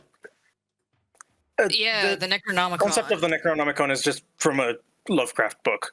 Yeah. Like, it's not an actual ancient tome used by a cult. No, it's just a cool narrative device that a weirdly racist author came up with. Oh yeah, and Lovecraft was like ticked off to no end because people were looking for the Necronomicon. It's like, I made it the fuck up. What was the name of the author of King in Yellow? Oh, I don't remember because that was not Lovecraft. No, I know that was not Lovecraft, but yeah. in Yellow. One moment. Let me look at I'm just thinking of like when I think of Lovecraft being outraged about people trying to find the Necronomicon, he gets upset at that, but not at people calling out the fact that he made a religion to avoid paying taxes. Wait, really? That one I don't know. That's the grounds of Scientology. Lovecraft? Yeah. Lovecraft literally just woke up one day and said, I don't want to pay taxes, so I'm going to become God now. That wasn't Honestly, Lovecraft. Or, a better um, solution than whatever the fuck Ayn Rand did. Yeah, no, that was L. Ron Hubbard that happened to be Scientology, not Lovecraft. Is that what He I'm just thinking looked of? at the Amish and said, they don't pay taxes. I don't want to pay taxes. So By he the made way, here's my Scientology. religion. Yeah. Like I said, a better solution than Ayn Rand. Oh, God. Like the Amish people riding those like Caterpillar tractors because You know that meme. somehow it doesn't count. You know that meme of like just a person wondering one thing, then it's a wall of text explaining it, and yes, thank you. Now it's my life's mission to do something. Like again, back to H1 guy. Like, hey, who made this funny sound effect? H1 guy video. Yes, thank you. It is now my life's mission to kill Tommy Tallarico. What? You know those memes? No. No, Actually my don't. life. Okay, let me see if I can find one. I mean, it's not a phenomenon exclusive to the internet because that was in the 1920s. But I feel like it's just accelerated today. Like, I'll send you the specific meme I mean.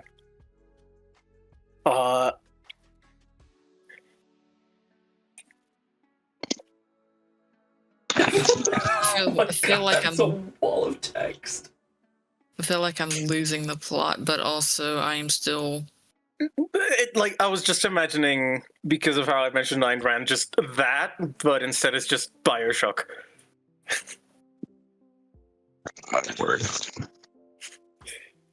Anyway, sorry.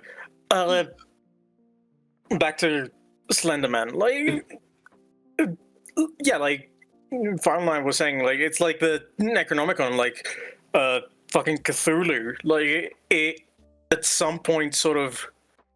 I mean, it didn't happen with Slenderman, but it almost happened with him, where he almost became a sort of figure with a mythology completely external to the fiction that created it. Mm-hmm. Right? Like, just think about it. We don't refer to like Cthulhu stuff as like, oh, that one thing that H.P. Lovecraft made in the 1900s. No, we call it like the Cthulhu mythos, almost like we refer to it almost like Greek mythology. Fun fact, do you know that vampires are not thousands of years old? They're somewhat recent, yeah. H.P. Lovecraft was a yeah, he was. He was Yeah. a terrible person. But yeah, Something very interesting about his biography is that he sort of tried to become a better person in his later life, but, you know, he was a bit busy dying. Yeah. Yeah. I just feel like there's a point where, like, people don't know how to accept. This kind of goes into the earlier topic of, like, people being too loud to be wrong. Like, people are too correct to assume what they're learning is not real. Yeah. And then when they find out it's not real, they blame the content creator rather than themselves. Probably a very inappropriate time to do this, and I don't know if the mic will catch it, but... Sorry. Oh, slurping a milkshake? Yeah. The mic did not catch it, but I it. just like, no, it did not catch it. It was just like, Oh. I see, we're talking about contradictions on the internet. Thank you. Strigoi predates vampires, and I'm pretty sure that's what vampires are based on. Yeah. Mm-hmm. Like, there's probably been an adjacent myth through, Many cultures have adjacent yeah. myths. I mean, many cultures have had undead, like generally generic undead. I think El Mm. Chupacabra is Kind of. older than vampires. Not I'm actually exactly, sure about that. and it's kind of complicated because the concept of chupacabra is based on so many different concepts from so many different Latin American cultures that it's not really just one mythological creature. Skinwalkers would probably be older than the vampire myth. Yeah. Like like when it comes to vampires, there's like the warlocks that appears, the Jiangshi. Yeah. Also, yeah, chupacabra. Woodlock. Not goat eater, goat sucker.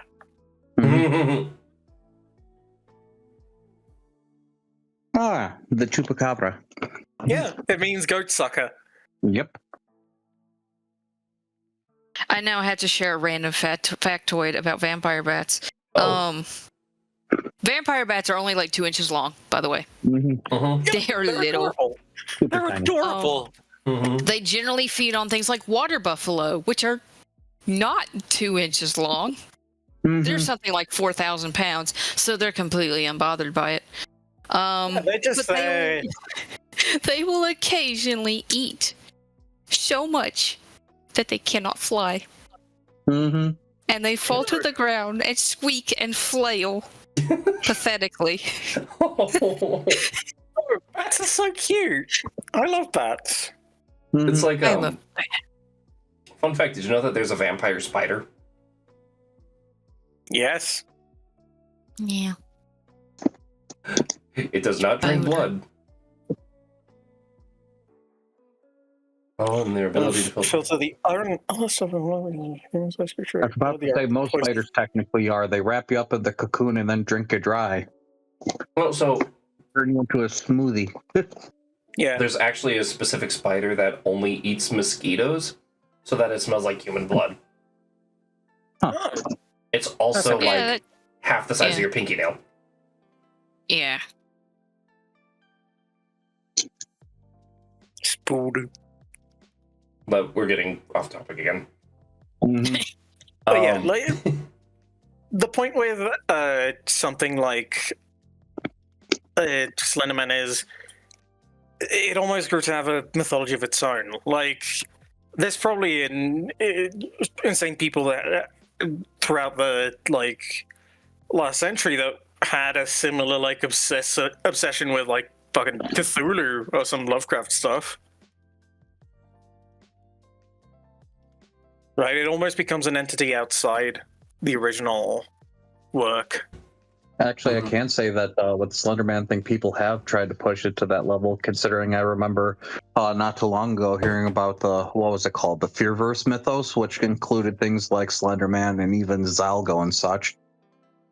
Oh, I those mean, are yeah, Siren Hood is? Mm-hmm.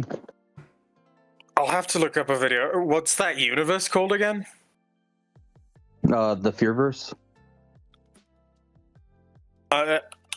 I'm just gonna look that for later. That sounds like a mega Yeah, Siren Head was its own separate thing. That was the Trevor Henderson stuff. Yeah. So is SCP part of that as well? No, SCP is its own separate thing. Yeah, it's its own separate thing.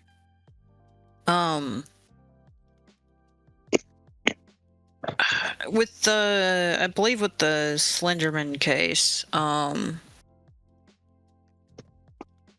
I think they did confirm that was just supposed to be like for the insanity plea. Mm-hmm. So That was more of a case of using content intentionally, scapegoating content. Mm-hmm. Yeah. So I mean, there's that. Like the disappearance of that guy in D&D in the 80s. Wait, what? The satanic panic of the 80s and D&D yeah. started mostly because one dude disappeared. I don't know if he was ever found. But basically, this one dude like just went missing, and the entire thing was blamed on D&D, and that's how the Satanic Panic started. Jimmy Hoffa? Jimmy Hoffa? No, I don't think it was him. No.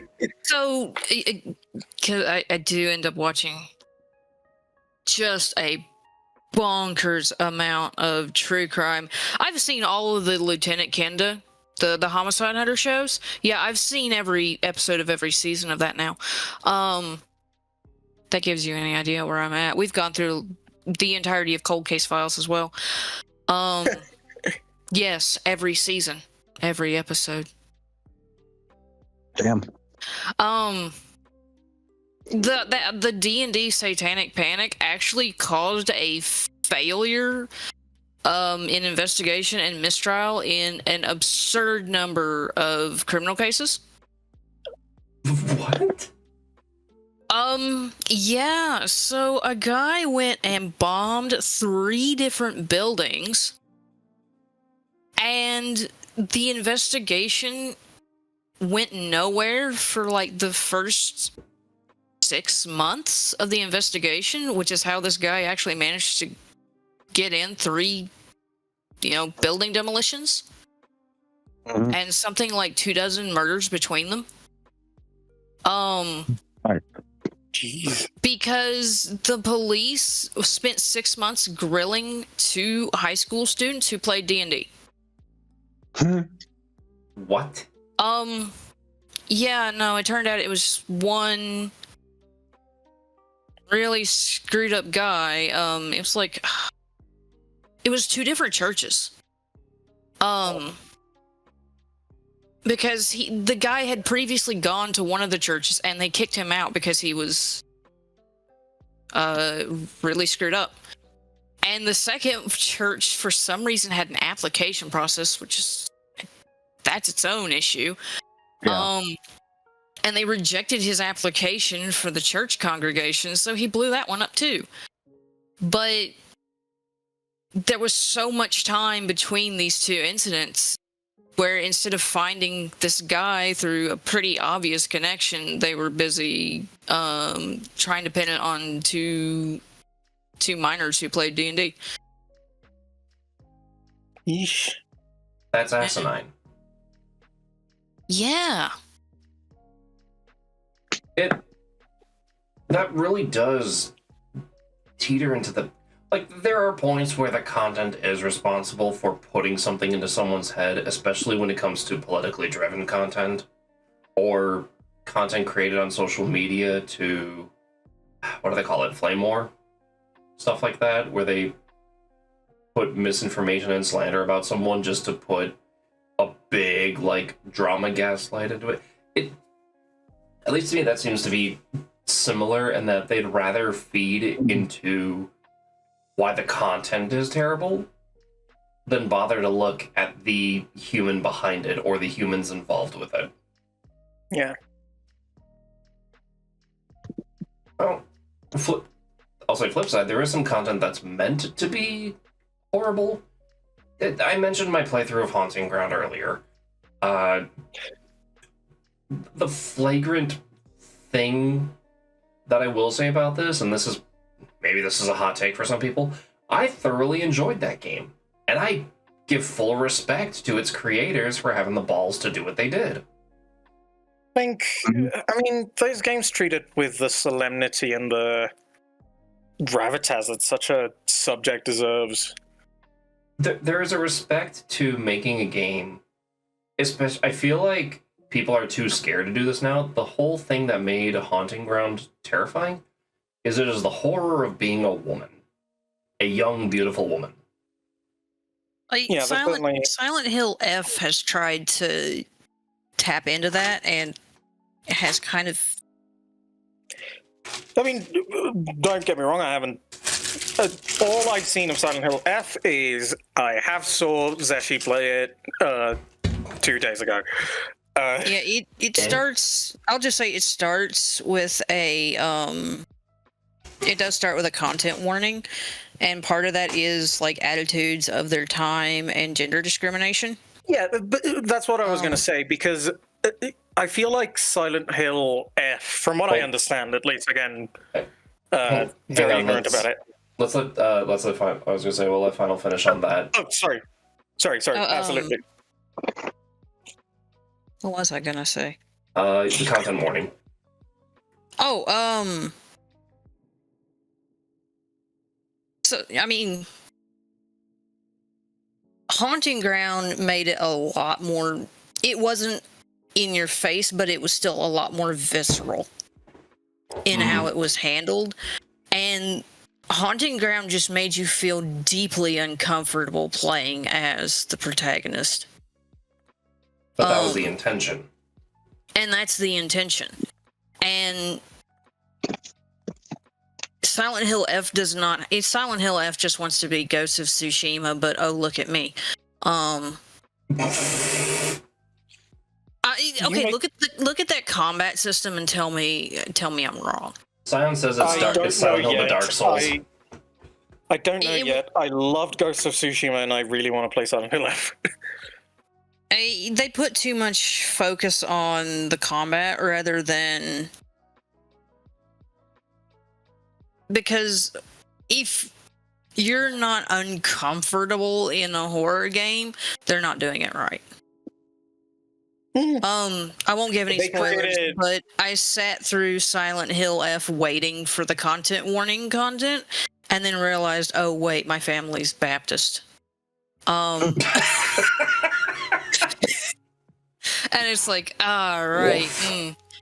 Context, my grandmother was raised by super old school Baptists. Again, she's 96.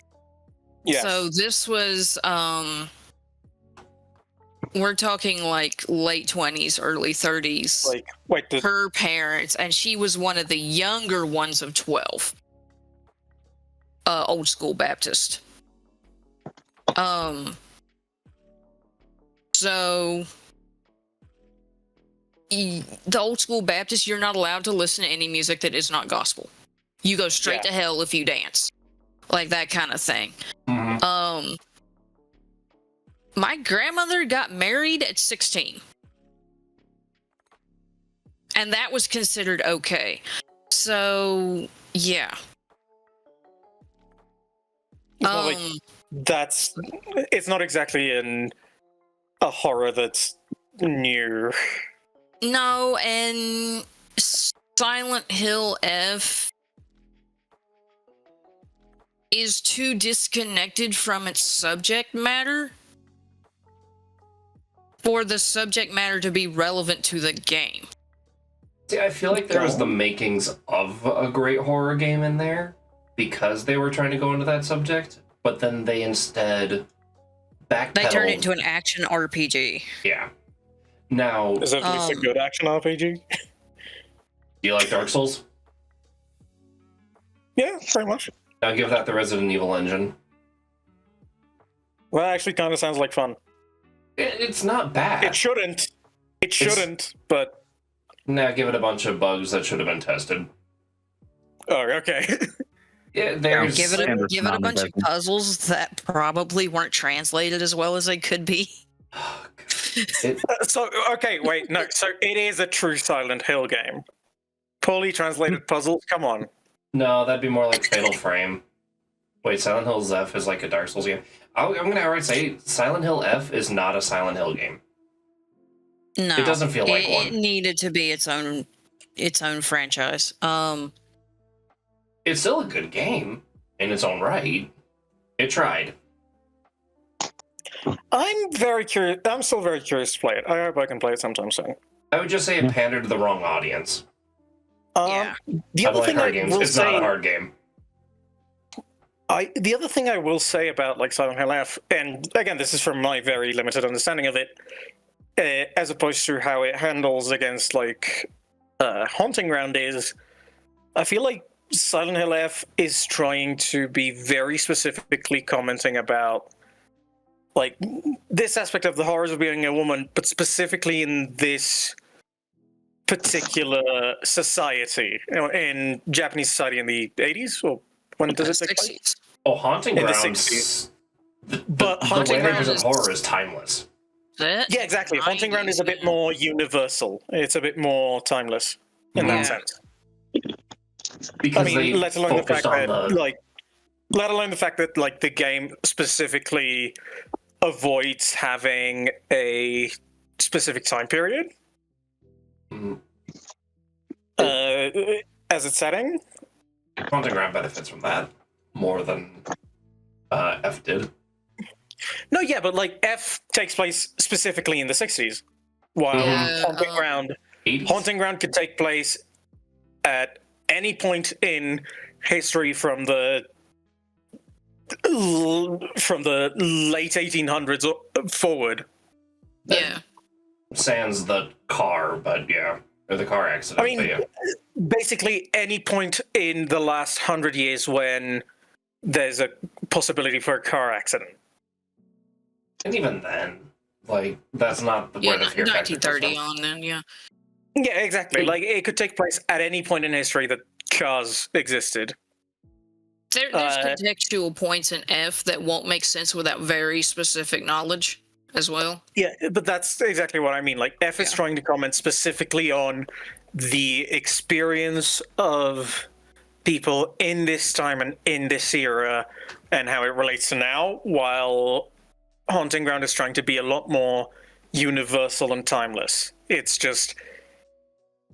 It's not how this... It's just how shit is. It's mildly infuriating that people feel like they need to play their content too safely because, and I guess this is where I was trying to go with all this, is there is a point where, because content creators are deemed responsible for what they make rather than the parental guidance or the ESRB, is it still the ESRB ratings? In the US it is, yeah. Basically, They're called PEGI ratings, I think, in Europe. It got a new rating system here in Mexico, but it's basically just the SRB. point gets the same, like, between a lack of adult guidance and a lack of proper censorship. There are some games that were rated T that really should have been rated M. So there is a little bit of a thing there. But the fact is, a content creator is making content for it with a specific audience in mind. Yeah. And for some people, something like Haunting Ground or Rule of Rose are like, why do people praise this? This is horrific. This is terrible. And this kind of thing happens in the real world. And like, exactly. It's to bring awareness to the fact that this can happen. Yeah. Because the biggest issue at the time is that people either weren't aware of it or chose to be ignorant of it, which is more likely. Because I think my favorite is the people who come... Oh, sorry, go ahead. I was just going to say, people would choose ignorance because they don't want to be involved with a horrific topic that could potentially happen. But how do you tell a younger generation? How do you tell a generation, period? Like, hey, this is dangerous. Here's a warning. Yeah. And now people are too scared to make content like that because now you're exposing them to the thing. And well, no, you are. Because you're introducing them to my content, or they stumbled on it, and you're not bothering to explain to them what it is. Yeah, there's still a responsibility there to help filter what it is, if that makes sense. And yet we permit streamers who are encouraged to flash skimpy outfits and jiggle physics and fan service because it makes money, and then slander them for the exact same thing. Yeah. I was gonna say, I think my favorite example is people who complain about sexual content but they have 4 or 5 kids. Yeah. How did those come to be? Look, it's not my fault you don't know how to put on a condom. Maybe we should make a game about that. Maybe then you'll learn. Oops, was that offensive? I think the last thing I want to say on this topic and then move on. I still think one of my favorite arguments to the topics of like hypersexualized characters goes to Yoko Taro. Oh, God, I fucking love Yoko Taro. God, I think I've said this with all three of you at some point in time, but just to get it in a recording, my favorite Play argument. Nier Automata. Play Nier Automata. God, so yeah, there people were trying to shut down Nier Automata because they're like, you're depicting women in skimpy outfits. They're like, how could you live with yourself about this? He's like, well, what's my game's rating? Well, it's M. What does M mean? Cool. Also, it's like, how could you do this? I just like it. Yeah, how could you do this to women? I like pretty women. It's like the Virgin versus Chad meme of like the Virgin Hideo Kojima. Oh no, she has to breathe through her skin. The Chad Yokotaro. I just like it. I just like it. Okay, so psychological side note. I'm sorry. Go ahead. It really does not help that there is a psychological predisposition to consider feminine forms more aesthetically pleasing across the entire species. Yeah. Oh yeah.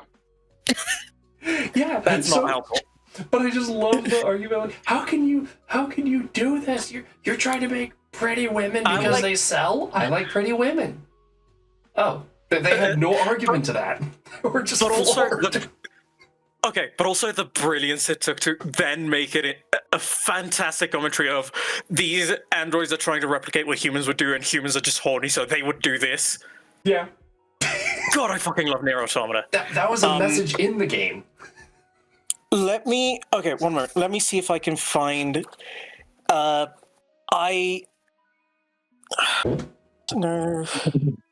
12 Night. Glass Flowers. No. I just think that's funny that like no one has the guts to just say that. Like, I like this, and also if you're not interested, then why are you here? Yeah. Okay. So there's this book. A bit of context is the fact that when I was a teenager exiting high school, I very nearly fell into the shitty alt-right pipeline. And thankfully, a discussion with a lot of people, and particularly my cousin's now wife, really helped me out. Aw. And recently, she gifted me a great book that I haven't finished reading, and I feel very bad about it. I've had this book for almost a year now, called Tomorrow and Tomorrow and Tomorrow, it's basically like one of those romance novels, but it's about two game designers in the 90s or early 2000s. It's actually really well told, and half of the book comes from the perspective of the girl, Sadie, and a lot of it is going through this, like the hostility against women in the field, especially at that point in time. Mm-hmm. And sort of going through her perspective on it. And after a while where she gets involved with her professor, because this is a dramatic book, it got to a point where it was like I was reading it and just neuron activated, because they talk about Metal Gear Solid. Basically, just the professor goes, a colleague sent me a press copy of the new Hideo Kojima. It won't be out here for at least a year, maybe longer. Metal Gear 3? They're not calling it, like, exactly that conversation. And I remember I knew there was going to be a lot of talk on sexualization of female characters in this book, because it's something that's actually touched on a little earlier. The thing is, when it got to the point where it's mentioning it, also, there is one great line here I love. Let me see if I can find it. A great address. Yeah. I don't want to play a game that's a collection of some guy's fetishes, Sadie said. Dude, Sadie, you described 99% of all games. Yeah. Yeah. But the boobs are a bit much, I'll give you that. But it talks about like what made this came into this conversation was Meryl and how she's depicted in her introduction in the cell. And like beyond the fact that I'm very much a Kojima fanboy, so I'll defend anything. That was never a scene that I felt was sexualized. Meryl was never a character I felt was sexualized in the first game. I mean, Sniper Wolf maybe, but not Meryl. Let's be fair, Sniper Wolf was kind of intentional. No, like, okay, in those games it was made in a very intentional way, partially because it's like homaging James Bond style film. Exactly. In a lot of parts because of that, like it didn't really get this egregiously bad, where it was just like needless until MGS4. Well, With, like with Beauty and Beast. Beauty and the Beast Squad. Yeah. Yeah, like with them that was needless, and then with Quiet, which would have been very interesting, but I don't think it got done well. Yeah. It also doesn't help that, the last third of the game happened to get cut out, which also would happen to bring up her actual fate because she does survive after the events of MGS5. That's the thing. Quiet is such a fantastic character. Mm-hmm. It's just a shame that, one, Kojima had to be like, don't try and justify it. Just be like Yoko Taro. No, yeah, sure, I tried to justify it in universe, but the reality is I just liked it that way. And the second is just, a lot got cut. Also, Kojima's a coward because the end should have had a bikini if that's the case. Okay, but I'm going to say this as a follow-up. Secret Theater. Don't forget his whole little story. I don't remember the end in Secret Theater. So he starts getting the hots for Eva. Oh, yeah. Now I remember. This whole thing, like when he happens to pretty much rappel on down from the balconies to shoot Revolver Ocelot in the temple because he grabbed her breast. Yeah, but I was in that conversation, like, especially with Meryl, I never felt, especially in an era where, especially at that point in time, the sexualization of female characters was absurd. Like, we're talking about the beginning of Lara Croft. Which, by the way, is now a representative of strong of strong women. By the way, I think especially now, seriously, the new Tomb Raider games, the latest ones, are really good. I will say that I find it hilarious that her original breast size was actually because of a typo. Yeah, it was an accident. It was a coding error. Mm-hmm. Yeah, and they just kept it. I feel like especially, I'm also remembering a lot, like, a lot of Street Fighter 2 character design and programming was done by women. Like, it's always been there. It's just, I remember I told a friend, a lot of the sexism in gaming, especially in the West, comes from when basically Nintendo had to step in and save everything and be like, we're not going to sell a computer, we're going to sell toys. Oh, fuck, we have to choose an aisle. By the way, Nintendo, known for family-friendly games, and play cards with nudes and love hotels. Yeah. But getting off the topic, I think my argument with the whole, like, sexualization of characters is everyone's got something they like, and can we point out how popular the femme fatale stereotype is? It's always been, too.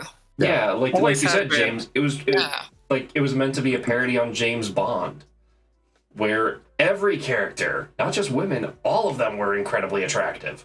Even the villain. I mean, there's always the argument of sexualization versus power fantasy, right? Mm-hmm.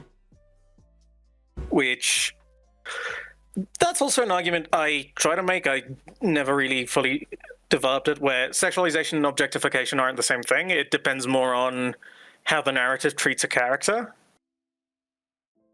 But also, beauty has been a weapon for centuries. Yeah, but what I mean is a character can be sexualized without necessarily being objectified. Correct. Like, that I can agree with. I'm thinking Bayonetta, for example, absolutely sexualized. No, there's no argument on whether or not Bayonetta's sexualized. Mm-hmm. But she's not really objectified. The point there is how active of a character she is in the narrative, how the narrative and characters around it, and how she's treated by characters around her. I mean, a lot of objectification does come with sexualization. Mhm. There's a lot of women that respect Bayonetta because she is a strong, powerful woman who knows what she wants. Also designed by a woman. Also designed by a woman. Mhm. But yeah, like exactly that. But no, they Aren't the same Alright, thing, even if one usually comes with the other. But no, people had to flatten her butt in Smash Bros. Don't They forget did do a they very also good job of it. snakes. Oh my god. Yeah, they also flattened Snake. That is the unforgivable crime. Yeah, the real time. I mean, even haters Don't spoke up get me about started that. on Pyramid Head and the Silent Hill 2 remake. Oh god. Or Dead by They Daylight. did the same with Dead by Daylight with Pyramid Head and people going out of the PTB and asked, "Where the hell did they do? What the hell did they do with his cake?" Yeah. Yeah. Bro, you took his 3-stack cake and made it a 1 tier. What's going on here? You took the wedding cake and made it a pancake, bro. We needed a little derailing there, but it does Yeah. come full circle to the if people didn't want this, then why is something like sex sells a popular saying? I mean, people do want it. The problem is when it becomes so overly absurd that it sort of becomes so unserious and distracts from what shouldn't. Like, how do I put this?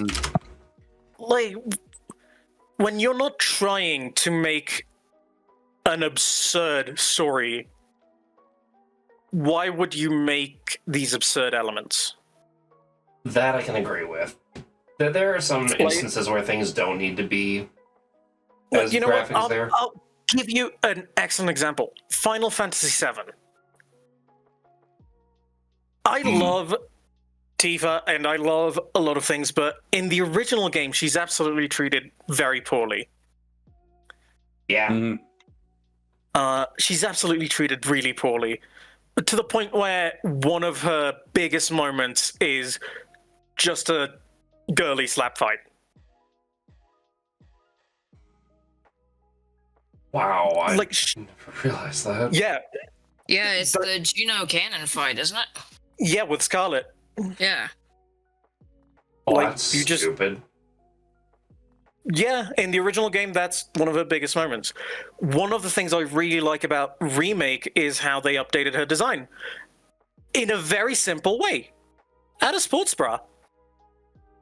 Fits the Yeah. character, it keeps the very attractive qualities without making it absurd, and just makes perfect sense for the character. I was gonna didn't know say- that those are actually double stacked sports bras. She's Yeah. actually wearing 2. Yeah, but like, again, the point is, like, you're not No, yeah, necessarily it's removing the thing that makes her physically attractive, but you're making a much more detailed, compelling character. And it also Well, makes it's- Without, It's a fitting design choice too. yeah, I'm realizing I have a perspective here that no one else in this group does. Wow. yeah, absolutely. Because at that level of endowment, one sports bra will not work. I did not know that. Yeah, no. Yeah. At that level of endowment, one sports bra will actually not provide enough support for her to fight. But yeah, and Tifa is like, this happens with a lot of things, and Final Fantasy happens. The supporting cast, as lovely as it is, I love the supporting cast of Final Fantasy VII. It really did not shine in the original. It really mostly shines because of extended material, and especially now with the remakes. Yeah.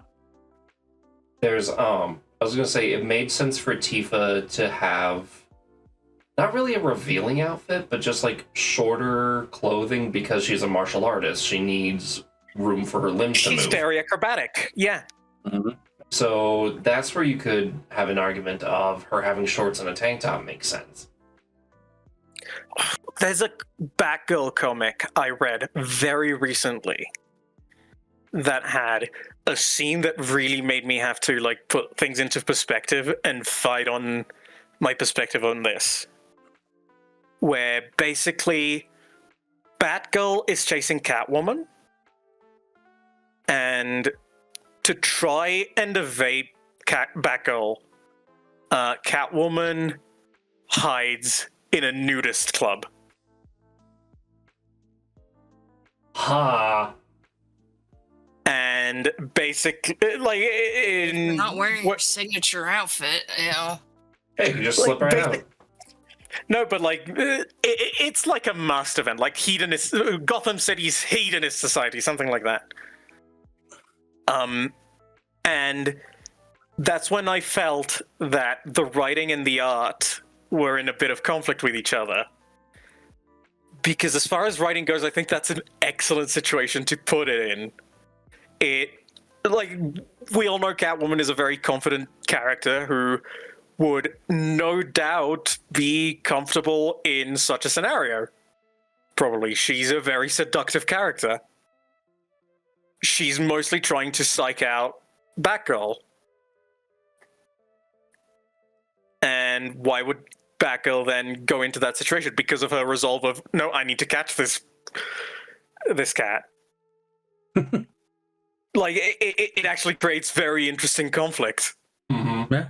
But then the art does get very pervy. And, I mean, it does do the thing I love when it's, like, very clever censorship of naughty bits. Where, like, the camera is behind the, like, fruit stand and the little twigs of a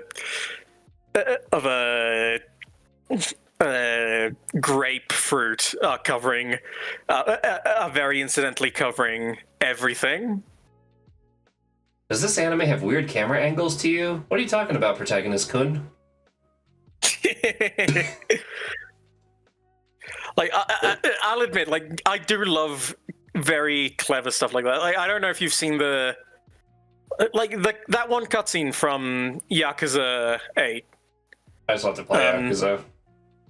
The reveal trailer of the Yakuza in Hawaii, where where Ichiban wakes up at the beach, like, basically he's been mugged, and he wakes up fully naked, starts walking about, and a hermit crab starts crawling and covering perfectly with the camera. And it's yeah, like, first it's the shell that's covering it perfectly, and when he starts to walk out, the crab gets up and starts walking perfectly alongside him.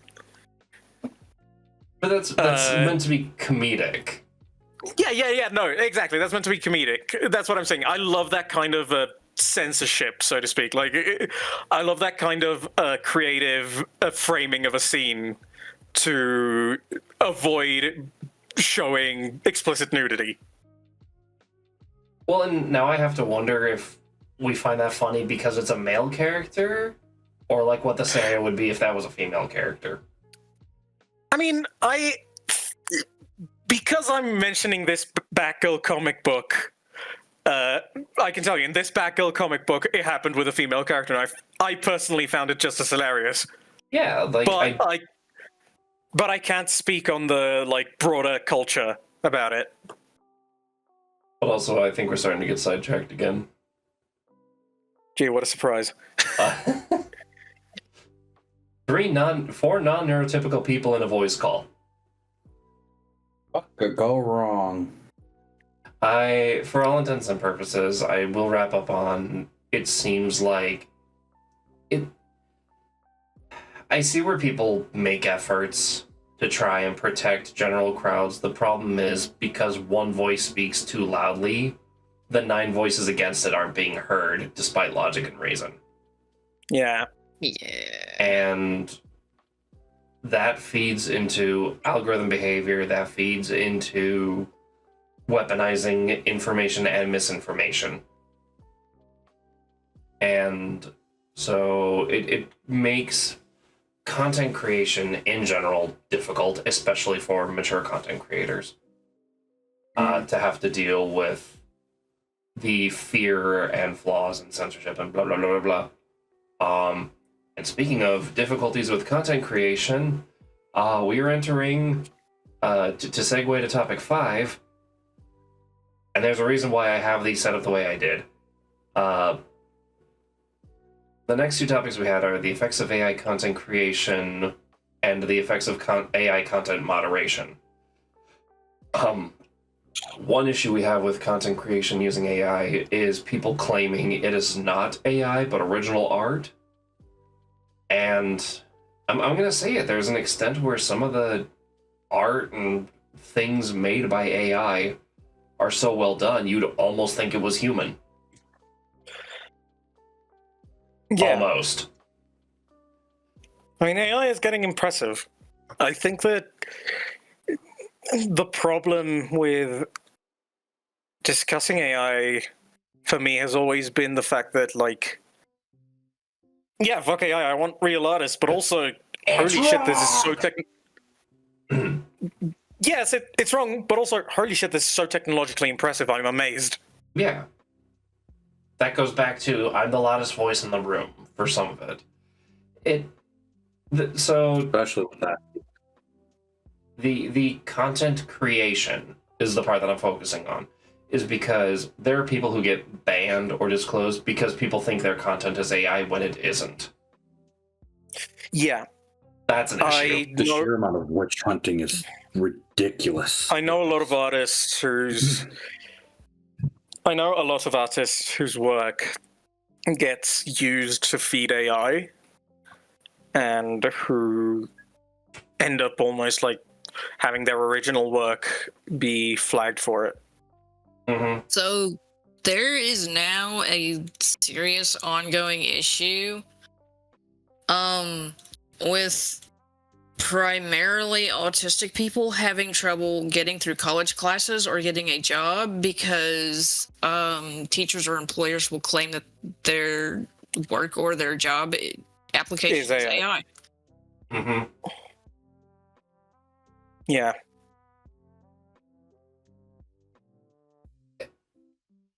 You know what? Just for the sake of context in the discussion, is there further explanation on that? Like, is there... AI, when it comes to flagging stuff, is really not good at it. Is the best way to be able to sum it up. There are so many false flags it'll throw up. It takes credit for a lot of stuff that it had no input in.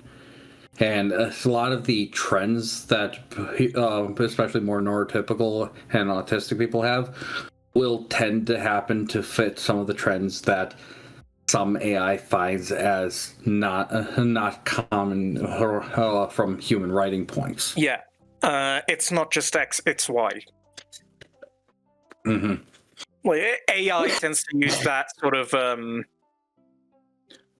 speaking device a lot. Mm-hmm. And I like to use it too. Yeah. It's a wonderful tool when you happen to actually use it as a tool and not as the only thing. Yeah. Exactly. But that also leads into the fact that a lot of misinformation from both sides, seriously, both sides give so much misinformation with around AI that it gets to be insanely ridiculous. That's why we also get these witch hunts, because people happen to misinterpret so much. And then you also have situations like a certain artist recently who was one of the witch hunters that we find out happened to actually be literally tracing AI. Yeah, I remember something like that.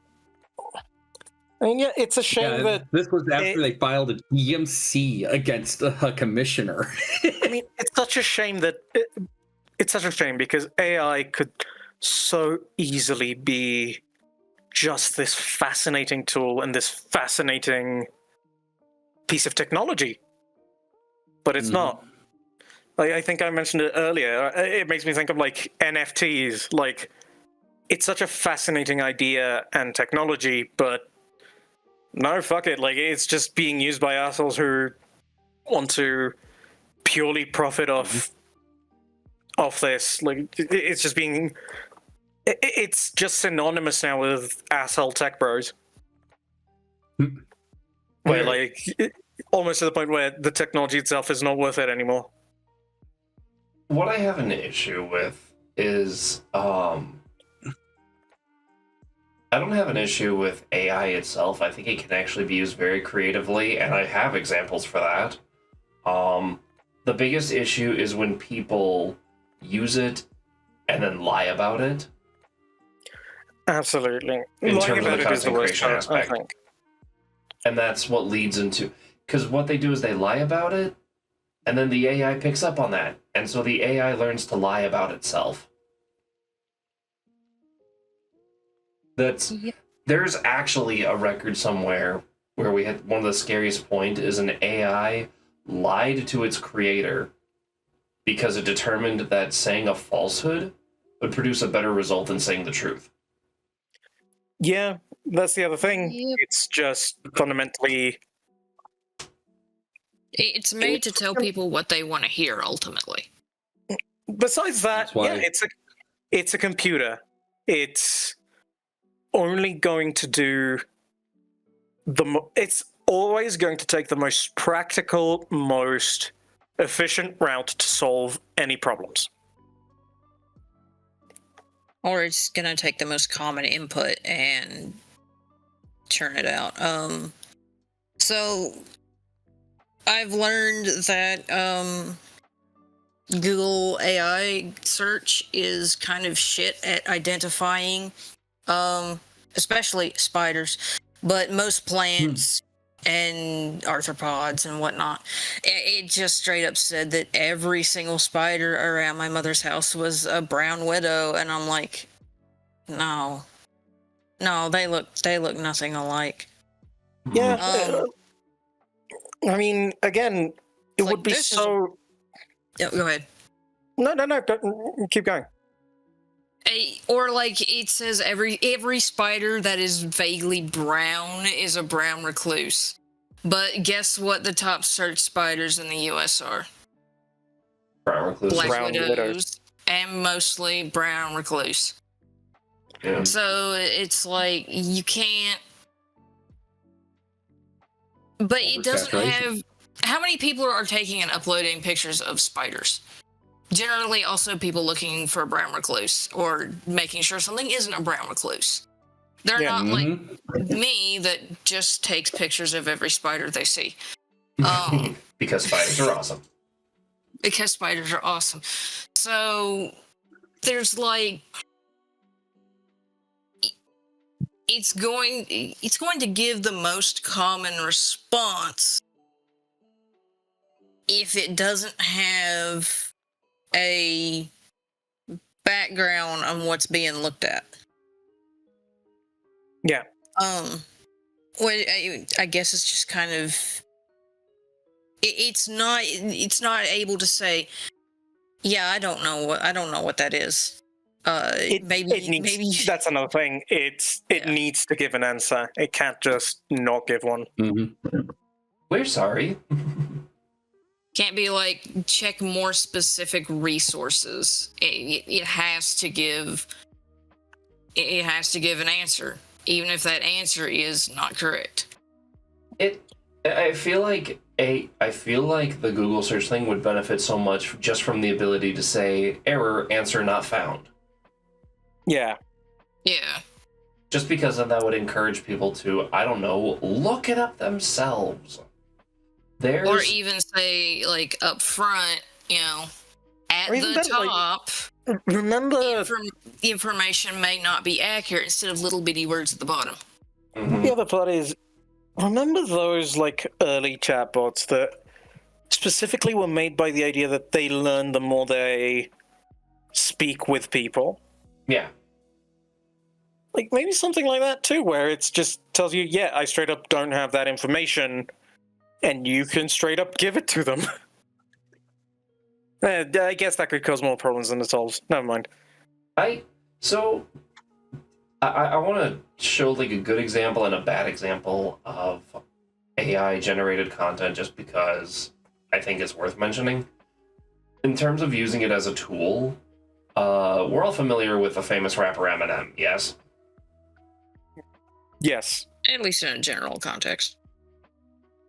Roy, I know you are, and you probably already know where I'm going with this. You've talked about it quite a lot, so yes. To you, not so much to the others here, but for context, there was an album he recently dropped called "The Death of Slim Shady," and he used an AI voice filter to create a younger Eminem as the 19-year-old character Slim Shady, where he raps against himself. That actually sounds so cool. It was really good and it was really well done.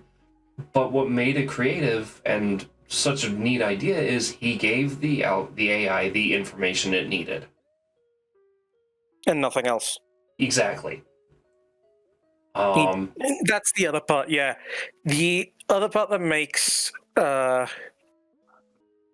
Gen AI so, frankly, morally shitty is the fact that so many are just training it like in these ways where it's just throw it out into the world, grab anything, grab everything, fuck the artists whose livelihoods we're making worse. Mm-hmm. And that's problem A. Problem B. Let's take these image generating AI and throw them in the internet. Surely nothing bad will come of this. I've used one or two specifically just to get like reference materials for fantasy ideas when I'm making something, and it actually helps. I don't use that art. I just look at it as a reference and then I see the sources it pulled from. That's another thing that would be so much better. Just always show the sources you pull from. Yes, and not all of them do that. But the number of times I've had to look up, like, if I wanted to make, like, a cat female, a Tabaxi character for D&D, I would have to search cat, woman, anthropomorphic. And the moment I put in anthropomorphic, porn. It all turns to porn. Even if I put male character, I get a female character. And I tried to find a slime, so... Oh god, and it said you got slimed. Pun intended. But yeah, I'll disclose that to get the reference photo for Jubilance, I did use Gen AI. I'm still like very much trying to learn how to draw literally anything. I remember some people just don't know how to draw. An old project I tried to make when basically I had to make the UI for a video game. And I was like, okay, just make a video game for me to put in the background. Like, the project is to make the UI. I'm not asking you to make the UI, I'm asking you to make, like, the game in the background. It was unintelligible shit. Yeah. It's the reason why a lot of the people that happen to use AI as a tool do not happen to rely on the prompting, but a lot of the side-to-side image things where they happen to start with the actual drawing and it happens to work and trying to help fill in the blanks in between. Yeah. A number of times I've had to double down and rewrite a prompt while trying to search Gothic architecture. Architecture AI, not Gothic women. I mean, thank you for showing me that, but not what I need right now. Yeah. It just makes me think of there was a Robin Williams bit, and I promise this relates to the topic at hand. GPS, how clunky GPS was when people first used it, because it needed to learn. So there's a bit he did where he's like trying to find like a Mexican restaurant. He's like, I'm looking for like black bean burritos nearby, and it was like, were you looking for black babes? It was like, no, but while you're there, it's the funny bit of like, it's only gonna learn if you teach it. Yeah. And people don't want to teach it. So I get a bunch of, I mentioned on my algorithm feed, I get a bunch of NSFW stuff because I have friends who make the content, so it gets trapped in my feed and I can't get rid of it. I don't want it. I'm not gonna throw it away. But it's not what I'm there for. And it's the same problem with you're releasing an artificial intelligence into, forget the Wild West. You're putting a speck of gray matter in a Lovecraftian space and telling it to find something specific. Yeah. Yeah, like I spent something like 6 hours trying to get that reference picture. I still somehow managed to get either cat girls or Kirby super bosses half the time. Yeah. I had to redraw Jubilance twice for final. I will eventually get around to doing my own art on that. It's just going to be slightly weird because that's kind of an oddball design to begin with. I'm working on something for you guys. Because I can't afford it. So I have to make it myself. Well, at least the good news is perspective kind of doesn't really matter with Jubilance. So. Fair enough. What I will throw out there just to keep the topics going, is the inability for AI to filter content when creating. I file that into the user error more than the program error. But now we get into... I was just going to say, but now we're getting into issues of people using AI for content moderation. I mean, Like that's deep. Oh, sorry, go on. I think a lot of things with AI is also, it's not really anything new. It's just generative now. Mm-hmm. Like, it's a slightly new method of doing the same thing we already had. Because, like, we've already had automatic moderation before. Like, there's a John Oliver piece that's very funny on Facebook's problems with automatic moderation, and I don't remember in which language it was. I think it was in Burmese or something, where basically on Facebook, sometimes when you put like congratulations or like happy birthday, balloons will pop out in your post. But the problem in, like, again, I think it was Burmese, I'm not sure, it was an Asian language. The problem is that the word for happy birthday or like congratulations and the word for survive is very similar. Oh, I remember that. Yeah, so you would get, you would basically feel, oh, such a tragedy, that earthquake. I hope people survived. Yeah, the balloons everywhere. Yeah. And the thing is, generative AI is just going to make the same mistake. There's nothing fundamentally about how it functions that would prevent it from making that same mistake. It might be able to learn from it afterwards, but it's still going to make it. It still needs constant language context. Yeah. Like any form of AI moderation, any form of automatic moderation still needs constant, consistent human oversight. It can be a good tool to catch things quickly, but it's not. It can't just be left at that. Yeah, it's not an end-all be-all, but being an improved form of the deep learning algorithms we used to have, it's faster and happens to do things with a wider breadth, but you still need people to review it after. Yeah. I feel like the biggest issue is people just assumed that, hey, this has figured out how to make its own content. Maybe it can learn how to moderate it. I feel like we jumped the gun. I think the other part is, again, we don't teach the layman, oh, it's learned how to make its own content. No, it fucking hasn't. No, it hasn't. It's not its own content.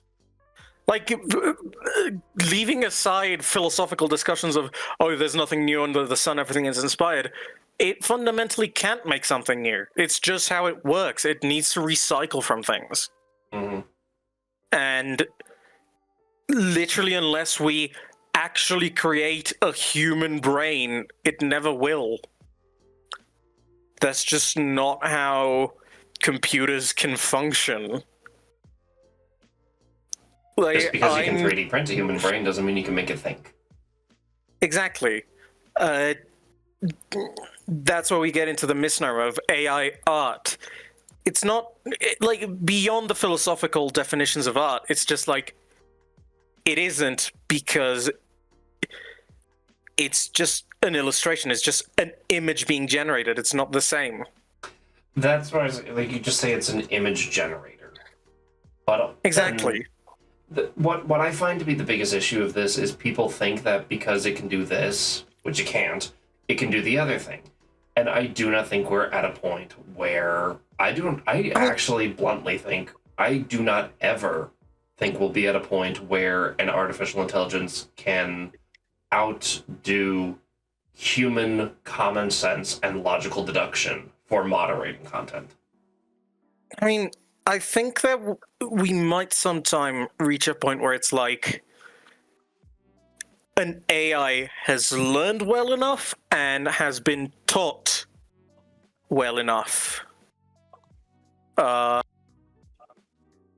has been taught well enough that it can do the job decently enough.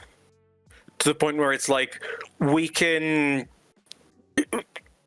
with some confidence, leave it to do the job. I don't think you and I will live to see that. Yeah, I mean, beyond will we live to see that? Beyond will we live to see that, it's just, I don't know if even if we reach an idea of, okay, it might be good enough that we can, with some confidence, leave it as it is. I think, like, are we sure we want to do that? That's the other issue, is people just don't want to do it. Exactly. And leaving it to the AI isn't problem solved, it's new problem created. It's more like problem somewhat delayed. Repositioned. Yeah. The number of times people who have made content on different websites and have been flagged for the wrong thing, and it's just like, y'all want to talk about green beans? Like, Do you know that one, Jace, or no? no, but So a Twitch streamer How tried to y'all make feel about green beans? Yeah, he tried to make a poll in his Twitch chat, and all it said was, "How do y'all feel about green beans?" And he got banned. He got auto banned. How y'all feel about green beans? because the AI moderator picked up something in how y'all feel about green beans that got him banned. where is that? That was mentioned in a Russian Badger video. Yeah. The AI does not comply with terms of service. And we just started there like, what? I will say it's probably one of the most Kentucky things I've heard, though. How do y'all feel about green That doesn't beans? explain more. Like, Oh, you eat blue late beans? Oh, hell no. the other thing about AI is, what is it learning? Because, okay, have any of you seen the mayonnaise has 3 N's conversation? How What? many R's does strawberry have? It's kind of like that. It's someone basically, ChatGPT said, mayonnaise has 3 N's. How? Look, MAYONNAISE. The first N is after the O. The second N is after the first N. The third N, you just know it's in there. 3 N's, it's undeniable. Like, that's what ChatGPT said. What? And here's the thing.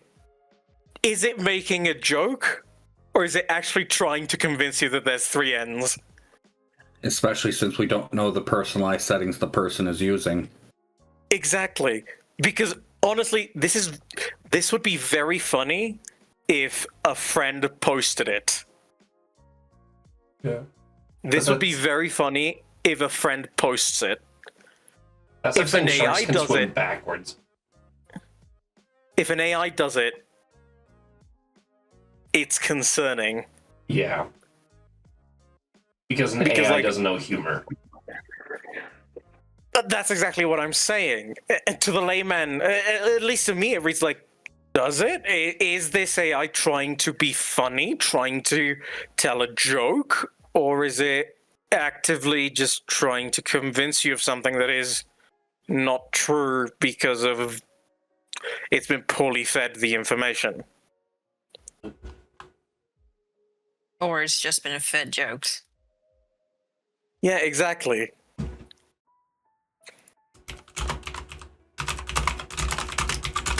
Oh, hold up. Like, I can't. Hey, guess who I I heard can't from? speak- Oh, What? Oh my lord, really? Parentheses. I'm a doofus, took a nap and I was supposed to be up hours ago, but I accidentally set my alarm for AM. Oh my God. I just put, 10 out of hey, 10. we're on the topic you wanted to be a part of now. Do you want to join? Amazing. Hey, things happen. So like I can't speak too much on the topic. But like my mom's company is training an AI. But they're training an AI to basically just scan 1,000-page documents for Sorry. um I just For noticed a little terms on the and- desk. lines and whatnot related to the prompt that's put in. And for things like that, you know, AI is brilliant because for a human to go through 1,000 pages of, let's say, like 200 lines Holy per shit. page is gonna take, you know, ages. For the AI, it may take a minute or two. So, did I just freak out, Jace? No, there's something else. So last week I was in Guadalajara for the Magic the Gathering Regional Championships, and I got a very funny promo that's just Aerith from Final Fantasy VII, that scene from the remake where she's going to bash someone's head in with a chair. Hey, Nem. The promo is apparently worth $350. Oh. Some people Also- are selling it for 7,000 pesos. Holy shit. Well, I was going to say, Right. final, I'll get back to that. I just want to give context. Nim just told me that it's late for them and they can't be too loud because everyone else is asleep, so they're joining us in the text chat instead. Okay. Understood. But finally, you were saying, what my commentary is going to be is you're talking to someone who's once read 1,200 pages in a day. But also, that's still in a day. That took me like 10 hours of just sitting and reading. Mhm. Yeah, this is not a written document. It's like spreadsheets, like tables. It's data. And those could be a nightmare to read through over a long period of time. Yeah. I think the most I can really say on it is the company is involved in fraud detection. That That is So worrying. is worrying. some of these files are like something like 500 terabytes. Jesus. That's not an exaggeration or misspeaking. Some of them are actually like 500 terabytes. I guess my general consensus on it is that I don't hate AI itself because it is a fascinating technology. What I hate is the lack of proper care and effort that has been made into actually improving it. Yes. Too many people think that AI is just, you just do whatever. It'll do everything for you. But it takes a lot of work to make the AI capable of doing anything proficiently. You know, I'm going to relate this to an earlier topic. It's like teaching a child.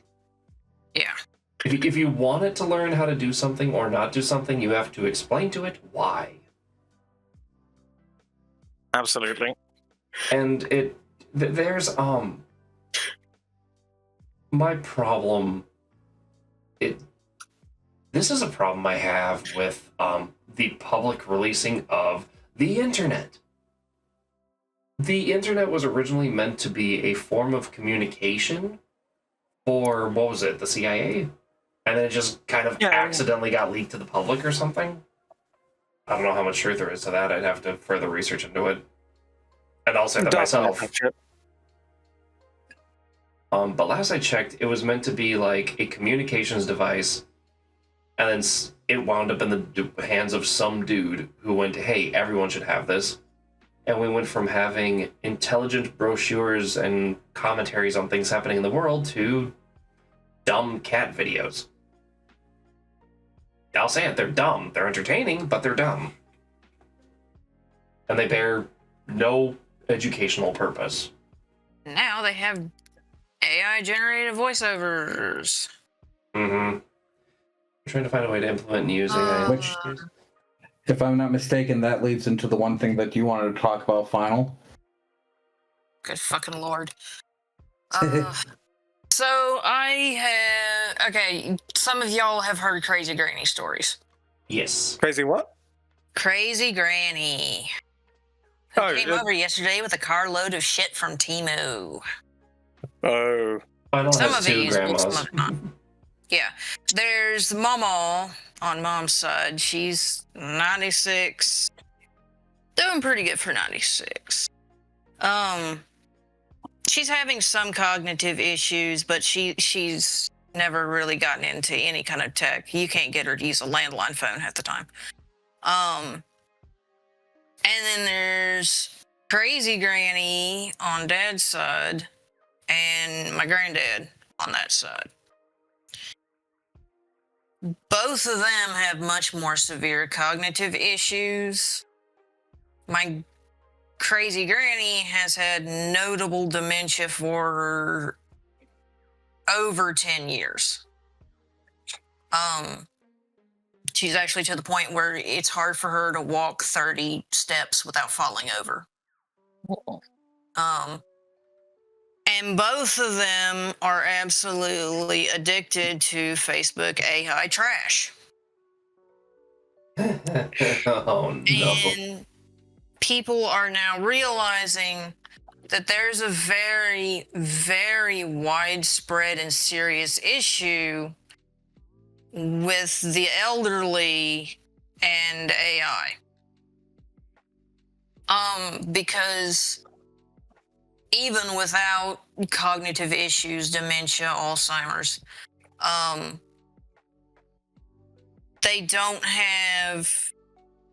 most of them do not have the technological fluency to understand, the idea of content made for clicks or views. And I keep hearing her say, I hate AI. Well, why do you keep watching it all day? I'm not. Yeah, you are. Yeah. She'll be listening to these like AI drama stories, like family drama stories. And I'm like, that's AI. No, it's not. Do people talk like that in the real world? No, it's AI. Yeah. And then she'll just flip to another one. And so now we've got this issue of widespread misuse of AI. Facebook is especially... Facebook's been a serious friggin' problem since it started. I mean, right now, at least Twitter has like community notes where a lot of the time it'll say this video's been AI generated. Yes. Yeah, At no. least. Facebook has been worse than Facebook has been fucking Ohio since it started. I miss Tom. Can we bring MySpace back? Someone raised in the general area of Ohio did a pharmacy internship in Ohio. Yeah. So, and the worst. Oh, I'm Gray Ace, no problems, Imperial.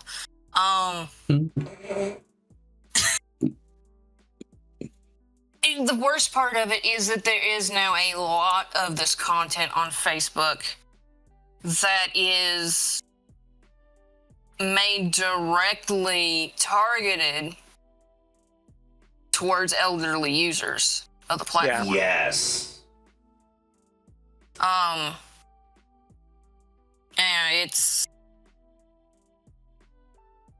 it's a mess.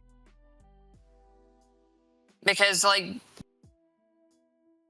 no, yeah, Granny's 81. So she's just on, like, the higher end of tech adoption. And I really am concerned with where that's gonna go. Especially as dementia is, I think, actually getting more prevalent in younger populations. Now her dementia is a bit of a special case because she's always been just a little bit screwed up in the head. Okay, more than a little bit screwed up in the head. She poisoned me with glass cleaner once, which I'm sure half of the community knows by now. She's got like Munchausen's and Munchausen's by proxy. A final and I And come all from that. very rough familial ties. I Ellie? had 2 absentee parents, and that was the woman who raised me until age 6. Holy shit. I am very lucky to have a mama cat. We're getting to the point where, at least definitely as far as the elderly and potentially children are concerned, AI is becoming a real threat to cognitive and intellectual health. Depending on what platforms are accessible. May I tack And something on? that's another adult supervision thing. Because it doesn't just apply to children either. Yep. I mean, I say Mama was the better one, and she thought the porch light burning out was an alien invasion force. But you can imagine the damage that the AI porch light burning out could potentially do. Or like, again, the same Momo is the cognitively better one. She had some sort of strange lucid dream where she thought she had called my uncle and he was really rude to her. And it is a landline, so Mom was able to like pull up phone records pretty easily, and she never called my uncle.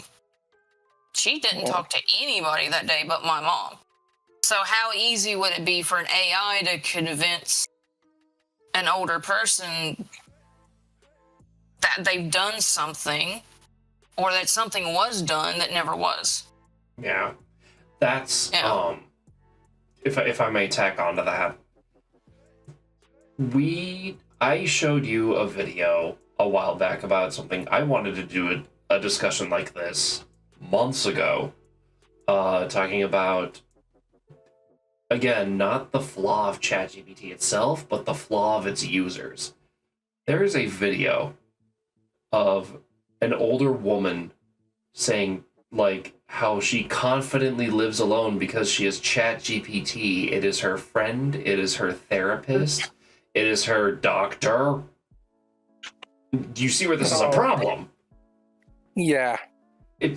She relies on ChatGPT to tell her what pills to take when she is depressed or anxious. That is not good. That's not good. That's definitely not okay. But she relies on it because why would an AI lie? And to the defense, the AI isn't lying, but it is giving you a false truth based on limited information. It's the guy who fell in love with ChatGPT and gave her personality, but I mean, we can also talk about, like, fucking AI girlfriends. which, by the way, I'm about to completely blow my cover on something. Y'all know I'm a pervert. Y'all know how I stress relief sometimes. We don't judge. I get more ads made by AI on those sites than the actual content of the Schmurgerferneber itself. Yeah. I get AI generated porn. That is ridiculous. How does It's not good. like a lot of people have said this, but at least R34 has a good filter. No, it doesn't. I mean, Does it? the site itself, R34, it does have Oh, a yeah, filter yeah. for like, do you want to filter out AI generated content? Yes, where's I mean, I don't know about the ads, but the content itself. Jackal? But Like, how does R34 have that and not Google? how does R34 have that and There not is a way how to YouTube do so, but you have to know the actual command. or Netflix? Yeah. Or the issue is that people lean on it like it is a godsend because they don't understand that it is a tool. This is the same argument that people had with that was brought up on American Dad with the whole guns kill people argument. No, people with guns kill people. AI teaches you intelligent things. No, it teaches you what you teach it. It's not a godsend. It's not a blessing. It is a mathematical series of ones and zeros, giving information, repeating information that it finds, regardless of accuracy. Yeah. Well, like, Yeah, absolutely. Part of that, on your earlier thing, Imperial, AI is not helping with the whole like hypersocial and parasocial social issues. Oh, it feeds into it. Yeah. Why would I bother having a real partner when I could just have an AI make a partner for me that tells me everything I want to hear?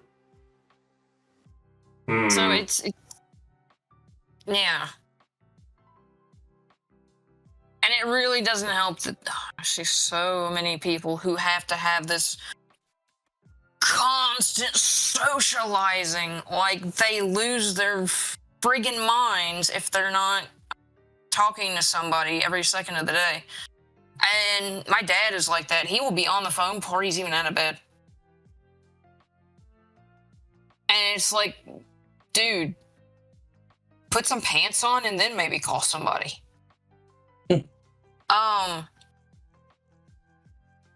So AI is really not going to help on that front when they've got an AI to talk to them constantly, always on demand. There was a funny video someone made about like a countrywide phone outage. Like, what would happen if the world just didn't have access to smartphones for an hour and they just showed a bunch of teenagers in a cafe like staring at their hands at a table and the thumbs are just moving on the air and spazzing out uncontrollably. They're like, what are you doing? I don't know! An hour, I'm just gonna go cook something and drink some tea. Yeah, sorry. It just... I see where you're... No, yeah, because it's... And the worst part is that it's being incentivized in places and ways you would not expect. I actually worked at a department store distribution center, and I got the lowest raises out of the facility half the time because my social score was low because I didn't stand around chatting like a doofus half the day. You just actually did your job. Yeah. So when AI comes into that, how bad is that going to get?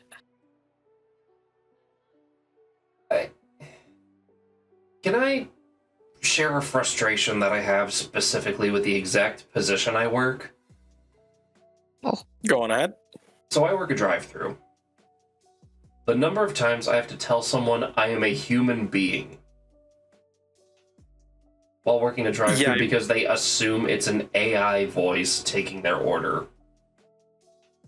I imagine that's starting to get those like weird pre-recorded or AI intros that they sometimes give at the menu are not helping either. No. Which, by the way, for a while, that pre-recorded voice message that played in general workplaces in my area, that actually was my voice. Wait, seriously? Oh, no. Yeah, they had me record that. Oh, that Hello, might welcome be... to McDonald's. Please order and don't forget to subscribe to the Xeshire. Don't forget to subscribe to Xeshire the cat. That might be a bigger source of your issue than the general AI. That could actually make a lot of sense, actually. That was part of it, but then they took it away. I'm thinking, okay. But now people are honestly, not just to me, but they're rude to all my coworkers because they just assume we're a robot.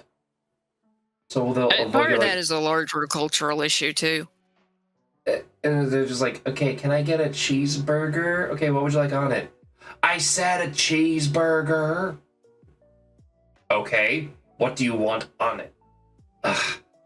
Cheeseburger. Ma'am! Like, that's what astounds me is because they think they're talking to an AI like they are on their phones, on TikTok, on Instagram, and all that.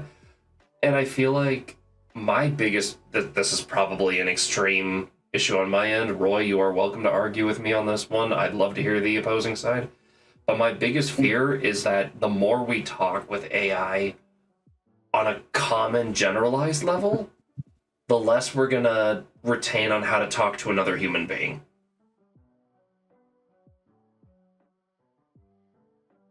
This is a crowd of autistic people. We're already there. Yeah, it takes that's Exactly. more just other issues. But you see it's where not my even fear that comes the from. AI is exacerbating it. It's more just one of the big symptoms of it. People go to it because of the other symptoms. It's not necessarily making it worse.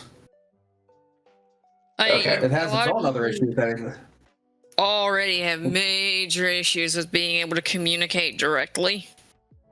Yeah, and I mean, like, as Ash can be able to attest, even before AI, he was dealing with all sorts of assholes. Yeah. Like, how about that one woman that ended up finally getting barred from the restaurant? Oh, do you mean the vanilla malt lady? Because guess what?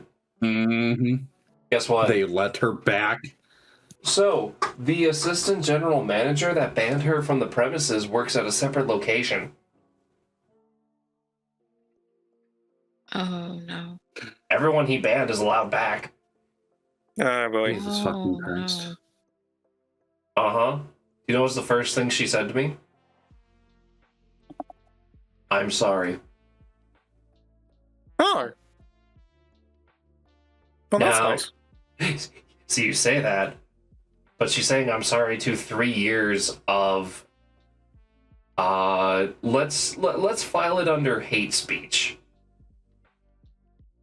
That's putting it mildly, too. Very mildly. She was abusive, neglectful, hurtful with words, manipulative with words, and called me at least 12 different homophobic slurs because I had long hair and painted my nails.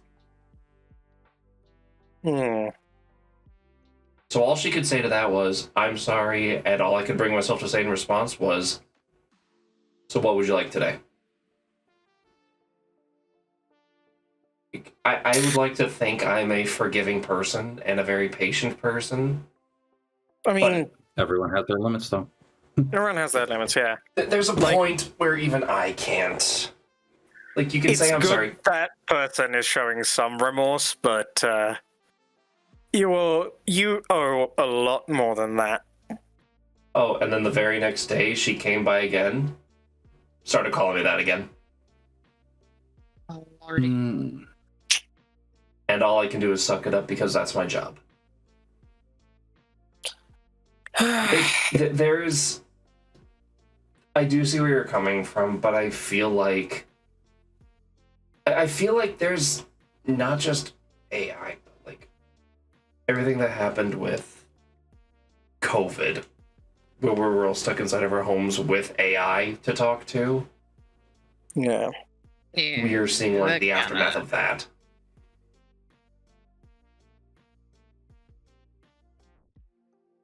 Yeah. Not even just AI, just how people talk to each other on the internet. It's amazing what happens when you no longer have the protective wall of how would you say it? Anonymity? Anonymity, yeah. Anonymity. Anonymity. It's amazing what happens when you don't have that anymore. Yep. I don't need to say how much I hate you. Now I can just punch you. But I digress. I worry about what's going to happen to the generation after ours that isn't going to be taught how to handle AI as if it's not a fellow human being, Yeah. which it isn't.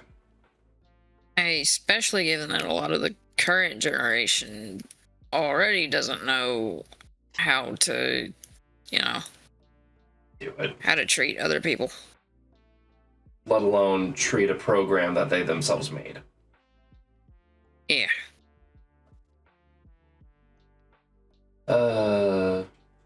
Was there anything anyone else wanted to say on the topic of AI before going into a different... One thing I'm surprised nobody else has brought up yet is the sheer, especially from you, Final, I'm kind of surprised, is the usage of those AI voices for targeted scams now.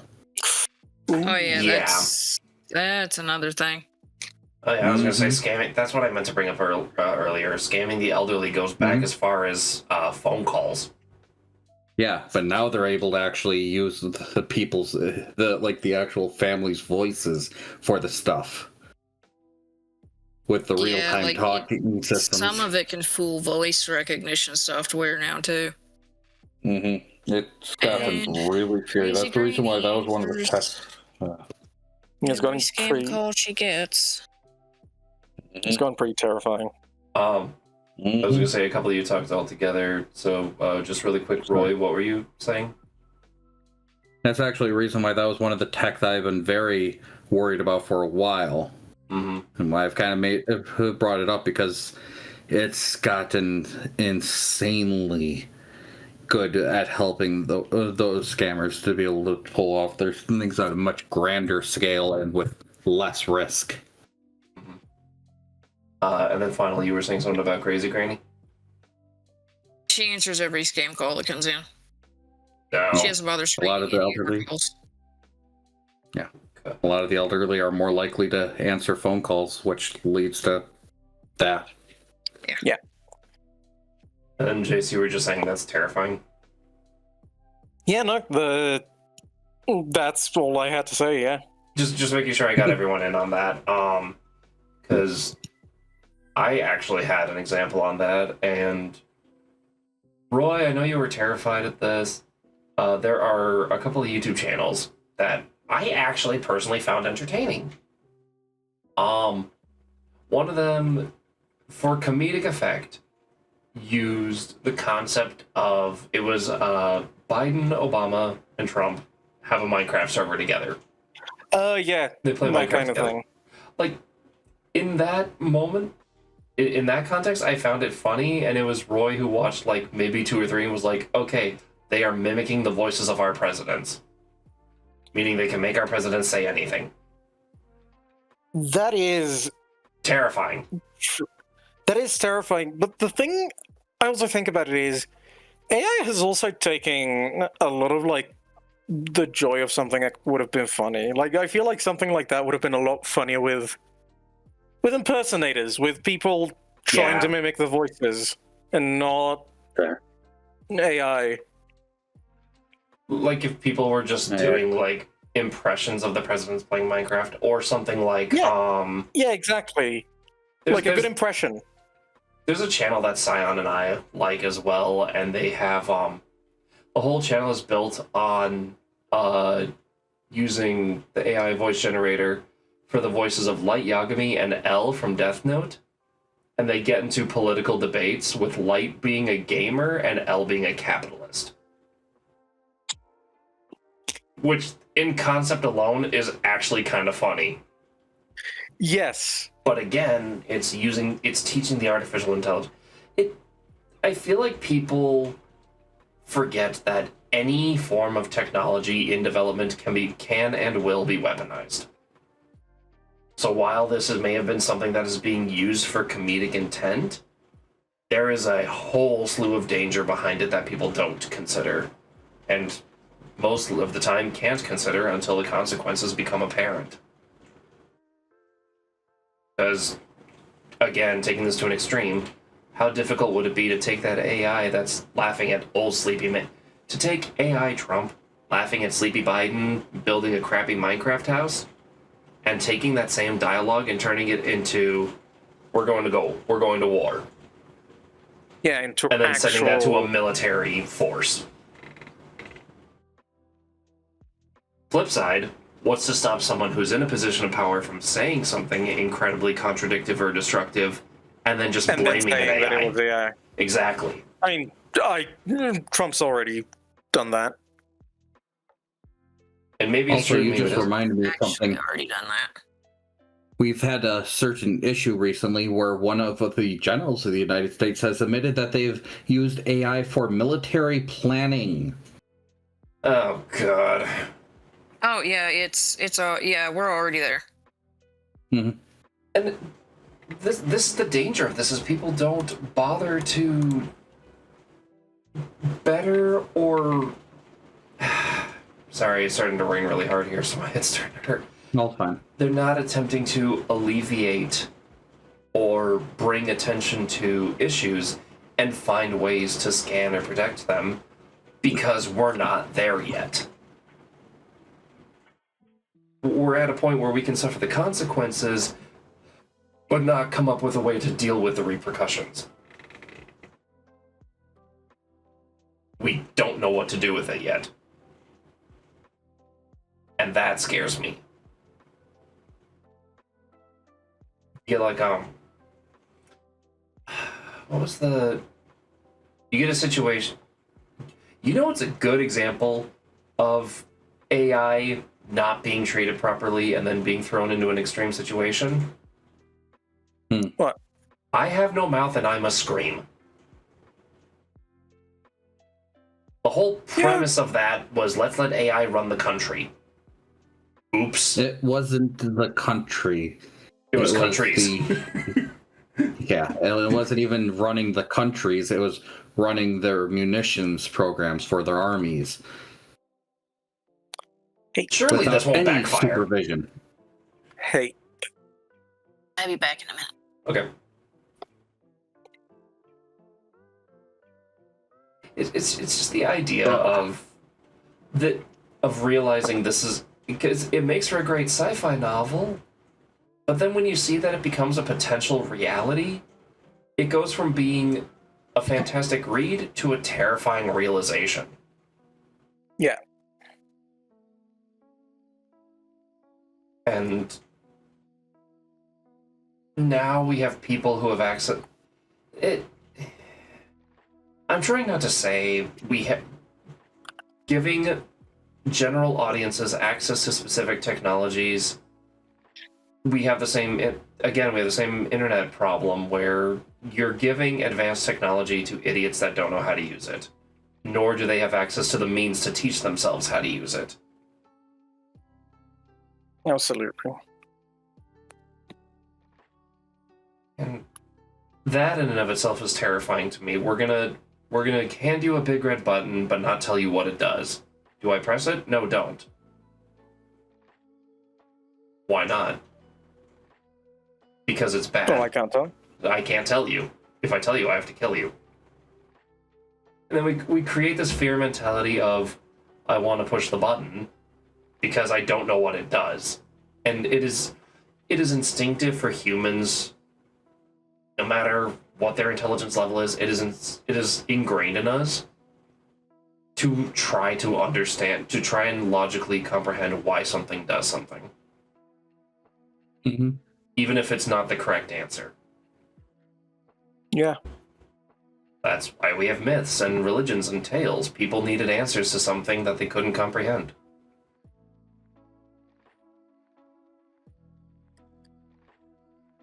But now we can't agree on it because we all learn differently. And rather than communicate who's right and who's wrong, it's just who's louder and who has more weapons.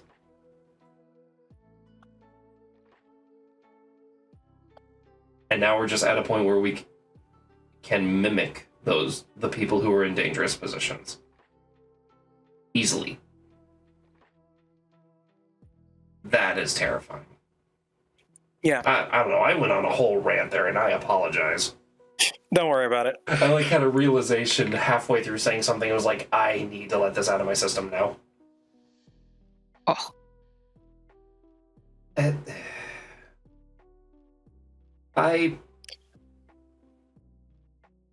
Was there anything else we want to say on this topic?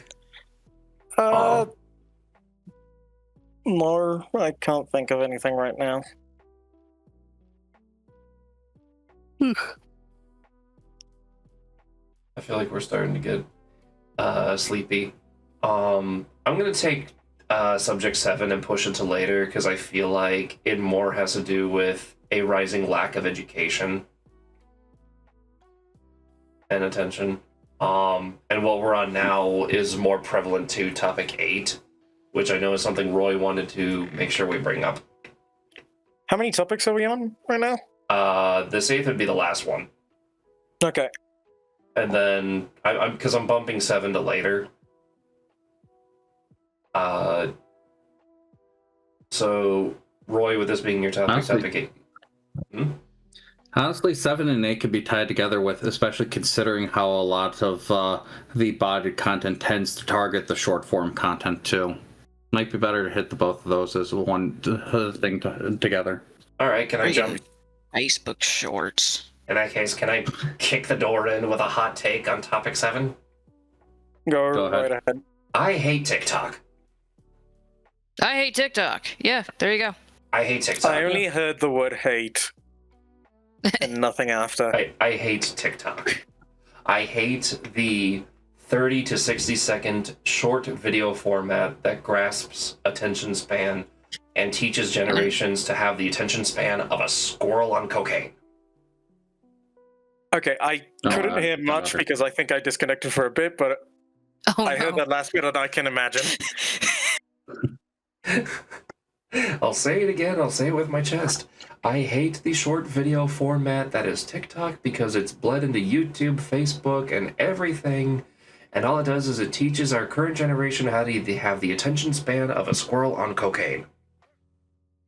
Since it feeds into instant gratification. I think it's another one of those things where it's like... It could have been better. It's not neat. I like the idea of having also shorter form videos. But I think that... Like, how do I put this? With something like Vine, which I do remember... I liked Vine. Yeah, but because the entire purpose of that was entirely comedic. Yeah. Just entirely comedic.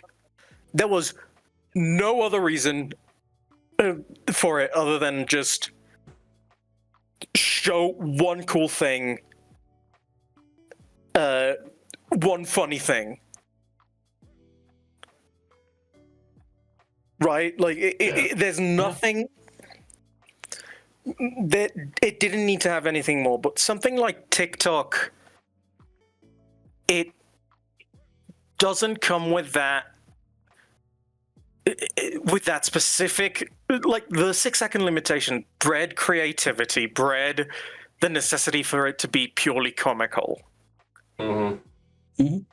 But TikTok doesn't have that limitation. Instead, it just has the format of short form without the limitation of it. So you can have pretty much any form of media fit there. And the way it incentivizes endless scrolling through its algorithm just makes it worse. Like, to me, YouTube Shorts kind of works because it ends up just being... Because I don't scroll through it. I just get a video that looks interesting in my feed. Ooh. Oh. Uh-oh. Sorry, cat disconnected my headphones. Hi, Cat. Sorry, Cleo is being a little chaotic gremlin. Just cat. Yeah, just my Cleo. What was it? Oh yeah, like I just see it on like the recommended tab, and I'll see that one video. At most, I will scroll through the collection of a content creator. Yes. You know, like I know this channel only posts funny videos of cats. I won't scroll through the recommended. I'll just see the videos of this creator. That's it. Yeah. I post my clips because that's exactly what they are. They're short moments of hilarity. Yeah, exactly. They're perfect for clips. Yeah. But then you get to people who are like, I want to learn about sperm whales. Here's a 2-hour documentary about... No. Here's a TikTok about one fact about sperm whales. That can also be neat. Like, I really like... There's a creator I really like, Milo Rossi, Mini Minuteman. He makes content on archaeology. A lot of the time, he's debunking bullshit conspiracy theorists. And he takes advantage of both short form and long form video. Like, he does a lot on TikTok as well as bigger videos on YouTube. Again, highly recommend his videos. They're really good.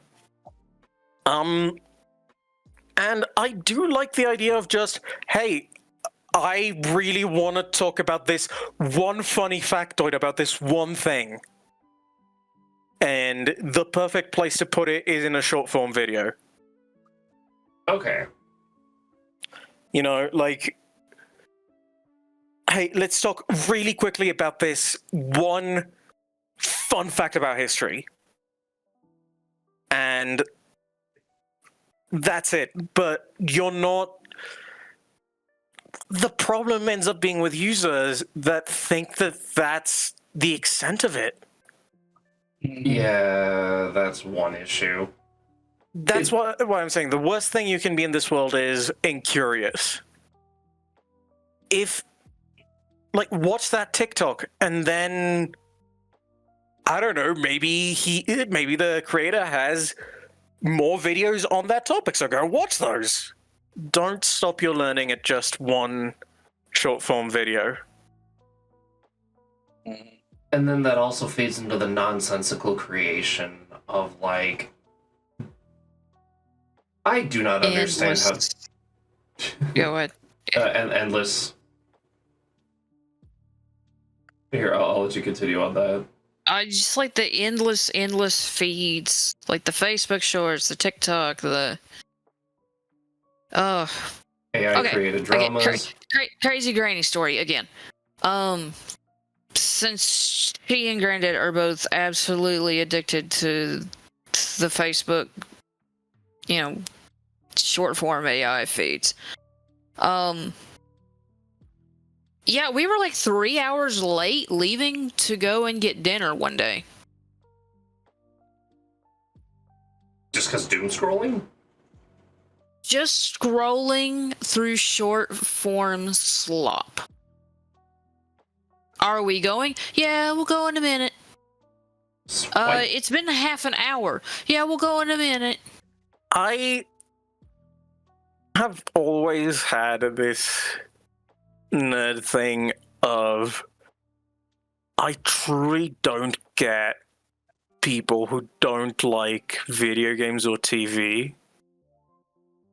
And Like, they aren't just nerdy sit about it. there. Exactly. They just sit Yeah. there watching TikTok. Like, hmm don't you want to do something? Like, It's not even interactive.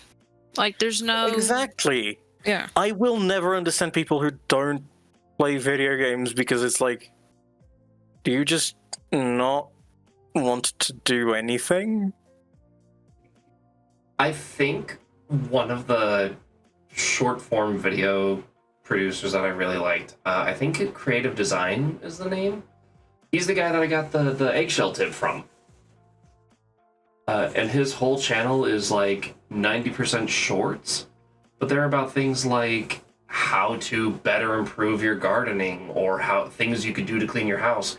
And most importantly, go into what you said, Jace, his entire channel has the theme of saving money for your household. By like growing your own fruit or making your own cleaning products or making your own spa day stuff, like making your own facial cleansers. Ways you can save money on things that would otherwise cost you $20, $40, $60, $80, $200, $500. And it's neat. Not all of it works, but it's neat. So I'll try to like watch his stuff. And here's something that I find funny. I have a channel that has YouTube Premium and a channel that does not have YouTube Premium.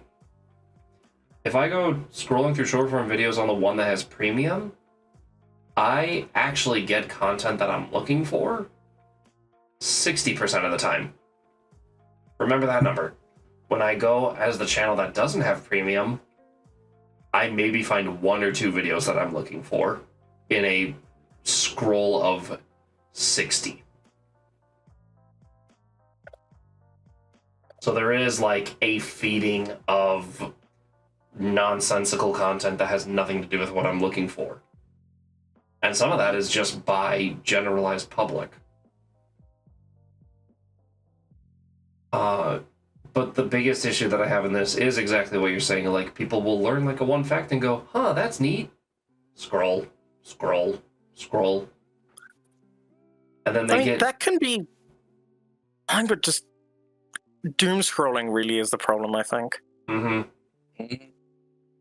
Instant gratification that these things happen to further solidify into a person. Here you go, little Timmy. Here's your participation trophy. Good job. You watched a 30-second video. Probably didn't even retain it. So here's a funny story I picked up. So someone put AI into like a robot just to see what it would do to mimic human behavior. Do you know what it did? Yeah. It lay down on a couch and started scrolling through Twitter and TikTok. The AI on its own started doom scrolling. Yep. That is ridiculous. If I find the original video, I will send it to you guys, but it is just nonsensical garbage. That is the human behavior that this AI thinks of first.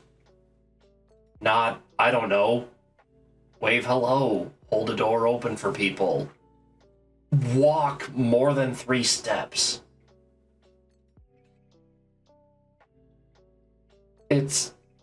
So what you say, Roy, of instant gratification, what I see is laziness that is fueled by a means of convenience. Regardless of accuracy. Instant gratification for? Mm-hmm. Again, this is probably a stretch and just a venting of a personal opinion. I hate participation trophies, too. You're rewarding someone for just being there. that's no, that's not how this works. Because then you get a generation that wants. You get people like some of my younger coworkers who show up to work, get a paycheck, but they don't clean, they don't get booths, they back sass when they're told to do something. And it's really annoying. You get a generation of pampered princes and princesses. And that goes back to the failure to parent, though. Mm-hmm. So, would you say that applies to the doom scrolling as well? I would do this, but I'm scrolling through short form videos, or I'm stuck in. It'd be one thing, because actually, ooh, okay, I just thought of something interesting. Do you think part of why long videos benefit as a source of information is because it is something you can pause and walk away from and think about? That does help with it a lot. I mean, I think that part makes sense. Like, I remember when I got into Hades 1 and Dead Cells, I started to think that part of the reason I like those games a lot is because I can very easily just do one run, doesn't matter if I win or lose.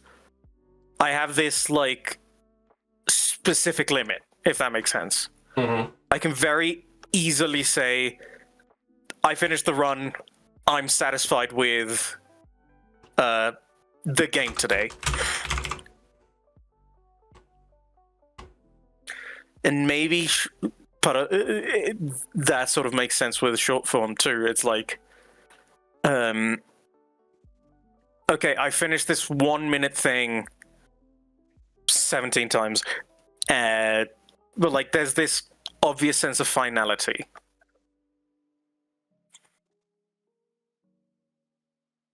But also, it's like, how often are you going to pause a short form video? Or, like, be able to walk away from a short form video? Because in your mind, it's just 30 seconds.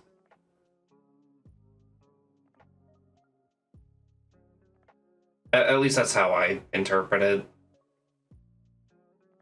But also, I apologize. I need to take like 2 seconds. I gotta pee really bad. If anyone heard me. Don't worry. Well, you did. Okay, yeah, sorry. If you three want to talk amongst yourselves, I will literally be right back.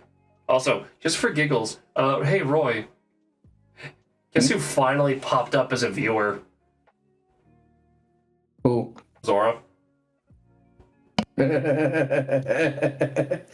Okay, that's kind of funny.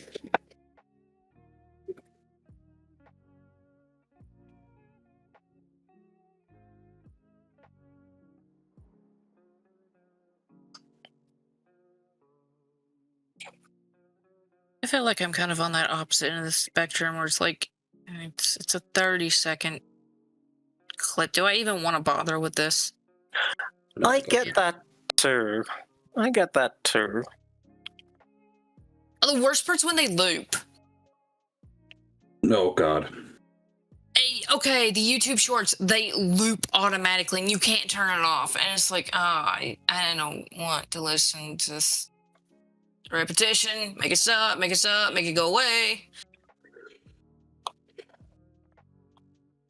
But then I've kind of also spent the last, like, week and a half blasting through all 3 of the Mass Effect games. Yeah. Yeah. Probably play them again when I'm done with this run.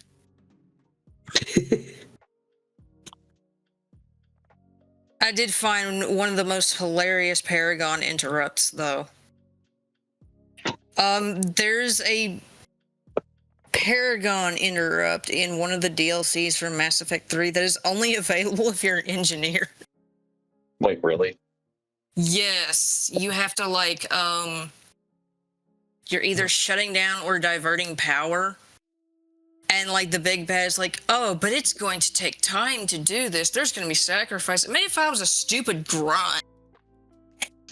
Waves Omni tool over console and walks off. Amazing. Yeah. I don't know. That might be the only instance of a class locked Okay, I'm so sorry about that. interrupt in the series, actually.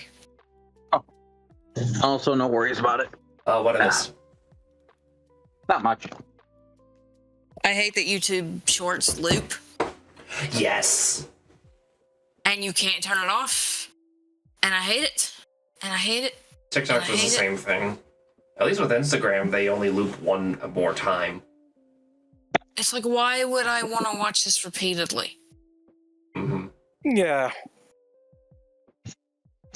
Well, and especially because that feeds into the feeling of, oh, you've watched this one video 10 times. You must really like this content. No, I was in the middle of pooping.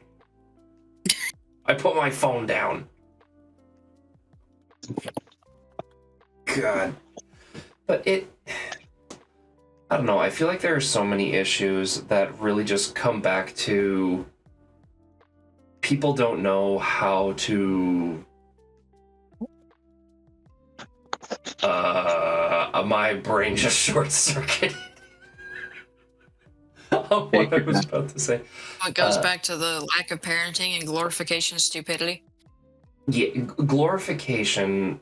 I wouldn't say glorification of stupidity. I would say, Roy, how you the instant gratification as opposed to the satisfaction of completing a challenge. I miss. You know what? I'm gonna sound really snooty here. I don't like Kindles. I don't like tablets. I enjoy having a tablet because for some ways of reading, there's no other way. I loved my Kindle when I had it.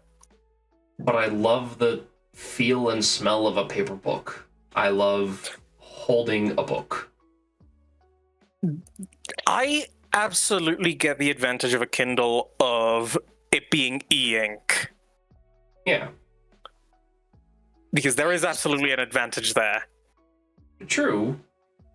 But there's something to me is there is a satisfaction of picking up a book and reading it until you turn the last page. An actual book is better.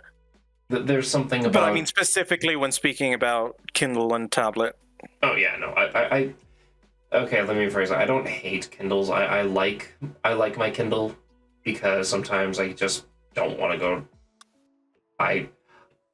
Catch-22. I like going to the library and I like going to bookstores, but I have insane anxiety behind the wheel and cannot drive because of it.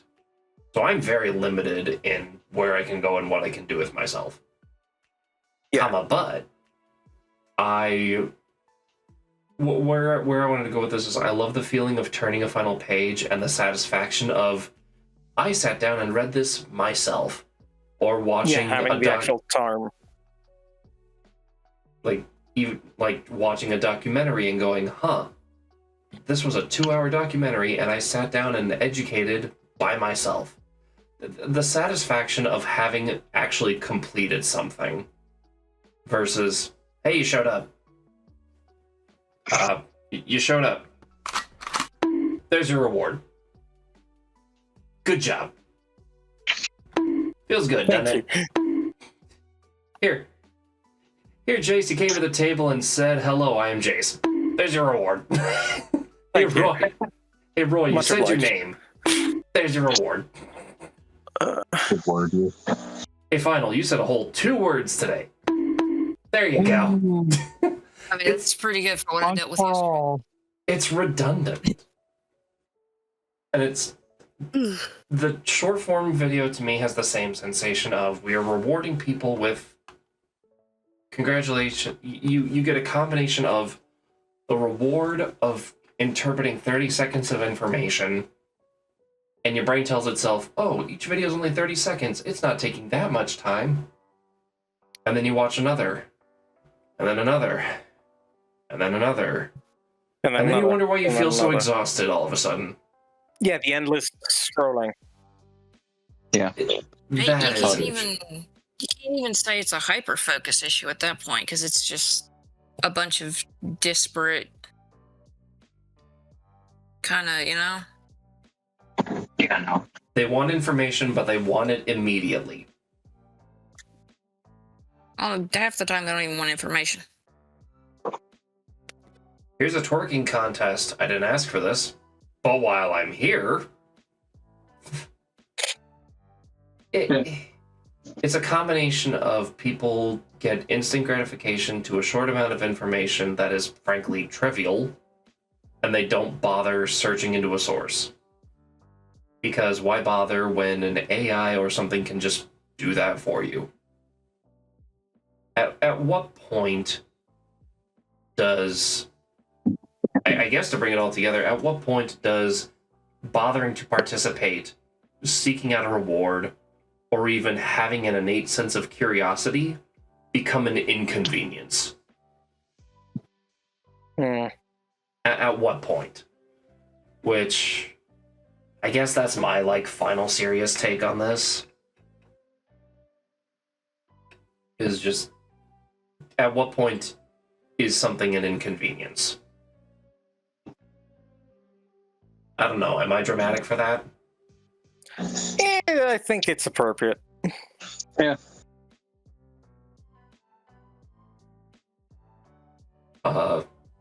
And with the rising prevalence of AI and bots feeding into algorithm and stuff, we finally get into the last topic. I am getting really tired. But we get into the last topic of the dead internet theory, which, this is going to shock you. I had no idea what this was until Roy brought it up to me a week ago. I only knew it until somewhat recently, but to me it's just like something that makes too much sense. Although this is actually one point where Wikipedia has a bit of a flaw, it thinks that, at least with some of the writings, thinking that it was 2016, but it's a lot older than that. Even in the early 2000s, it happened to be a thing that was being brought up. It's just around 2016 with the sheer influx, it regained popularity again. Yeah. So for the sake, I was just gonna quick say, for the sake of convenience, and also just to reward people who've made it through the video and stream this long, thank you, audience, for doing exactly what I just dictated. Please explain one more time, what is the dead internet theory? The dead internet theory is primarily about how the sheer rise of bots and botted content, primarily to happen to drive controversy and discourse between individuals, usually to happen to distract them from bigger issues. You keep them angry with something by creating a fake issue, or sometimes making it seem like there's more arguments on an actual issue to pretty much hyper-focus, people's aggression towards things. The big thing about it is that at a certain point you reach a critical mass where the amount of bots happen to be more than the amount of actual users. That happens to be where the dead internet theory ties in, and where we're kind of sitting at. 64% of users now are suspected to be bots, based upon patterns, behaviors, ways of talking, and the sheer volume of posts that they can make. 45% of content being botted content too is also further credence to it. Once you hit over 50% in both metrics, kind of fully into the downfall. I will play devil's advocate in a second, but first, Jace, you were about to say something? No, just that. Yeah, it's fucked up how many accounts are automated. I mean, just look under the comments of any big posts on Twitter, and you'll see hundreds of copy-pasted response from blue check accounts. Mm-hmm. Here's something for you. That Xeshire the Gwemwin? That's a bot I made. And for a famous example of it, considering how much. Victor Huna? Oh, you completely cut out on my end. Yeah, your mic's getting a little muffled, buddy. I was Yours. I'm having trouble actually hearing a lot of you right now. Oh no. Oh, it's a Discord problem then. Oh no, my Maybe. internet cut out. Oh. Oh no. Oh cool, the rain took out my internet. Don't worry, we're still recording. Oh. There's that.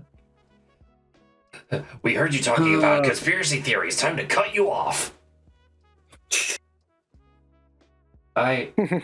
So Don't here, say that. God. I wouldn't say this is a conspiracy theory. I think this is just kind of it's in that gray area between science and pseudoscience, like 100th monkey phenomenon, which I think most of the server has heard about now. Oh, hey, guess what? We're back. No, I haven't. Hey. Okay, Also- oh, go ahead. Go on. Sorry. No, you first. 100th monkey phenomenon. Like the 60s or 70s they did.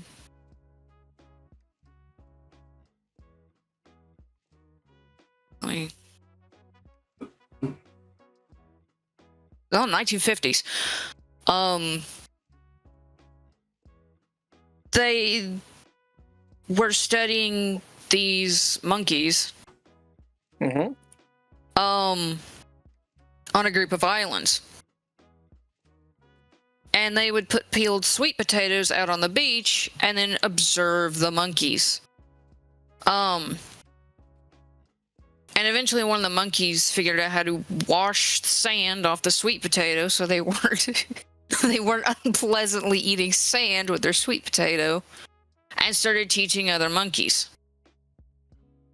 The weird part is that eventually, monkeys that were not contacted or observed by the researchers in isolated areas also started washing the sweet potatoes. So it gave rise to this theory that once knowledge reaches a certain threshold of a population, it becomes common knowledge. And, you know, it's just firmly stuck in pseudoscience until, like, a couple years ago. I mean, maybe you've never watched anything involving Skibbity Toilet. I've never watched anything involving Skibbity Toilet, but I we all knew know about it. Thankfully that not. Skibbity Toilet exists. Yeah. Unfortunately, I do as well. So it's like you have knowledge without having a background reason really for having that knowledge. But I mean, how much of that becomes just like cultural osmosis? Like, how much of that is just it gets spread so much it inevitably will reach you? Yeah. Like I only know of it because I probably saw a meme that mentioned it, and eventually I saw more and more memes that mentioned it. I think somebody said the word Even if I skibbity never- in my chat once, and I was just like, Yeah. skibbity wop. Even if I never gave enough of a shit to I come back from the bathroom finals talking about skibbity toilet. What a time to be alive. time to be alive. Well, well, that's Yeah, going like- on my permanent record. Anyway.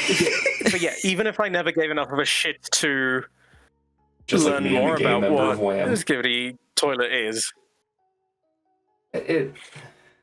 Yeah, but So- it's like the idea that something can become common knowledge without contact. I mean, define what contact is in that case, because I'd argue with something like Skibbity Toilet, like it's just the internet spreading it like wildfire. That is contact. But then there are some people who have like they don't go on YouTube. Even people who like are not frequently on the internet, they just hear like Skibbity Toilet somewhere. Like overhear it in the background at a store or something, and then it just becomes like, oh, this is a thing, I guess. And I guess that's just kind of what it falls on. Yeah. But pulling us back to topic at hand. What I wanted to do earlier was play devil's advocate so that Roy would have an opportunity to share an image with you two that he shared with me of which one? the one with the phones. With the phones. Oh, yes. So what I was gonna say earlier is like, Oh, you sound very excited for that. So when I brought up the dead internet they were like, I was gonna play devil's advocate in this and be like, but Roy, that's just a theory. You can't prove that all these users are bots or that someone made all these bots in a server or something, right? Yes, you can. Yeah. Now, what's funny about this is that after I happened to show him it, the moderation started to happen to delete it, to hide it, too. Mm-hmm. So give me a second. I do have the original picture for it still because they have now I noticed when my Wi-Fi went out from being able to view it. Yeah.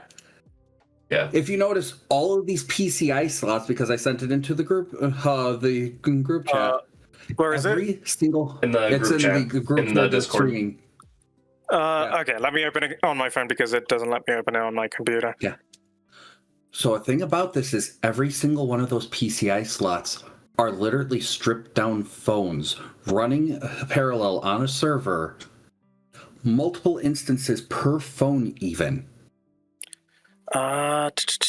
This is to happen to fake being true real users, not even It doesn't load for me in my phone either. Okay, I'm good. Can I? Where would be a good place to post it then?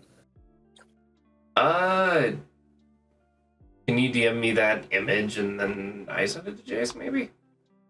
Yeah, okay, I'll do that. Send it to you again. Okay. Just the image, not the link. Yeah, But just the image. Like, these servers can easily run 100 literal phones at a time, running full-on macro scripts, getting multiple instances per individual phone. But because they happen to be actual phones, they are treated as real users and not as botted accounts. There you go. And actually, thank you, because I'll need that image to put in the video. No, it's perfectly fine. I get that. It is as simple as, like, putting together a bunch of Raspberry Pis, or putting together a bunch of stripped-down cell phones, or even just taking, like, a server tower. Yeah. That right there is 20 accounts. Yeah, as long as you got 4x4 PCI lanes, you can put as many of these on. And it gets ridiculous. And, like, this has been a rising problem ever since smartphones happen to become cheap, because they don't need something high-end. They just need some, disposable $40 phone. Yeah, some bullshit you buy at an Oxo. Yeah, and if you guys have Oxos in the US? Yeah, we still do. Not technology. They're not as common, but they are still around. They are. You just need an order look. They are the most common ones here. So, which is funny because this actually pertains to a problem with Twitch right now. Oh yeah, the view botting and such. Yeah. So let's put something in perspective for a second. Twitch was having an issue where someone would have 5 million viewers, and then you go to the playback of their stream, 2 followers. Or those numbers seem a little off, right? Odd. Yeah. You gain 2 followers. Another stream. They have another 5 million viewers. 2 users. 2 new followers and 2 people in 7 chat. chatters. Yeah. Yeah. So something doesn't add up. Which is why Twitch recently implemented... Yeah, YouTube is just as bad. You get 5 million views. No subscribers. And it's usually for some, like, nonsense that some dude put down. And that's where you get Twitch streams and YouTube videos that are like, put this in your... put this in your hashtags and you'll get this many views. It's like, cool, let me just open my account to all your bots. Surely there's no consequence. Surely. So what Twitch has done to counteract this is they've changed the viewer system so that anyone who is lurking and not actively participating in the chat is treated as a bot and not counted as a viewer. They implemented it way too aggressively. Mm-hmm. So now we have a different problem where big name streamers who would have somewhat people who are with like not Vishojo, but people who are like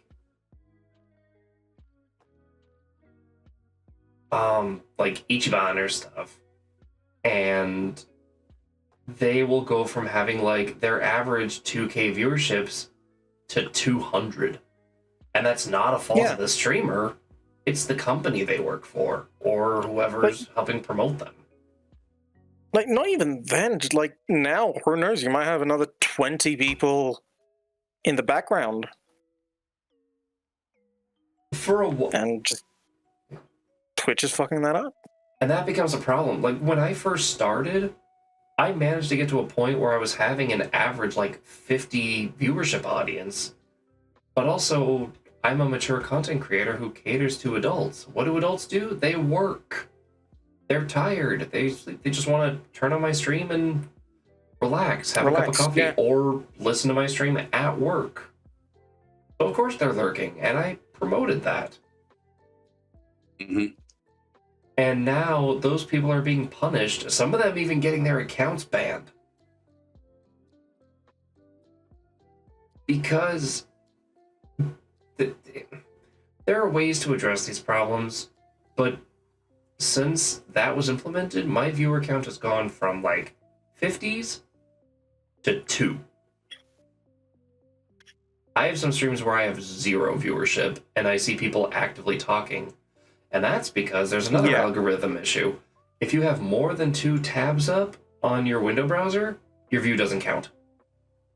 I think I read they started to count an extra tab recently, but yeah. That's based on, not on web browser, but on IP address.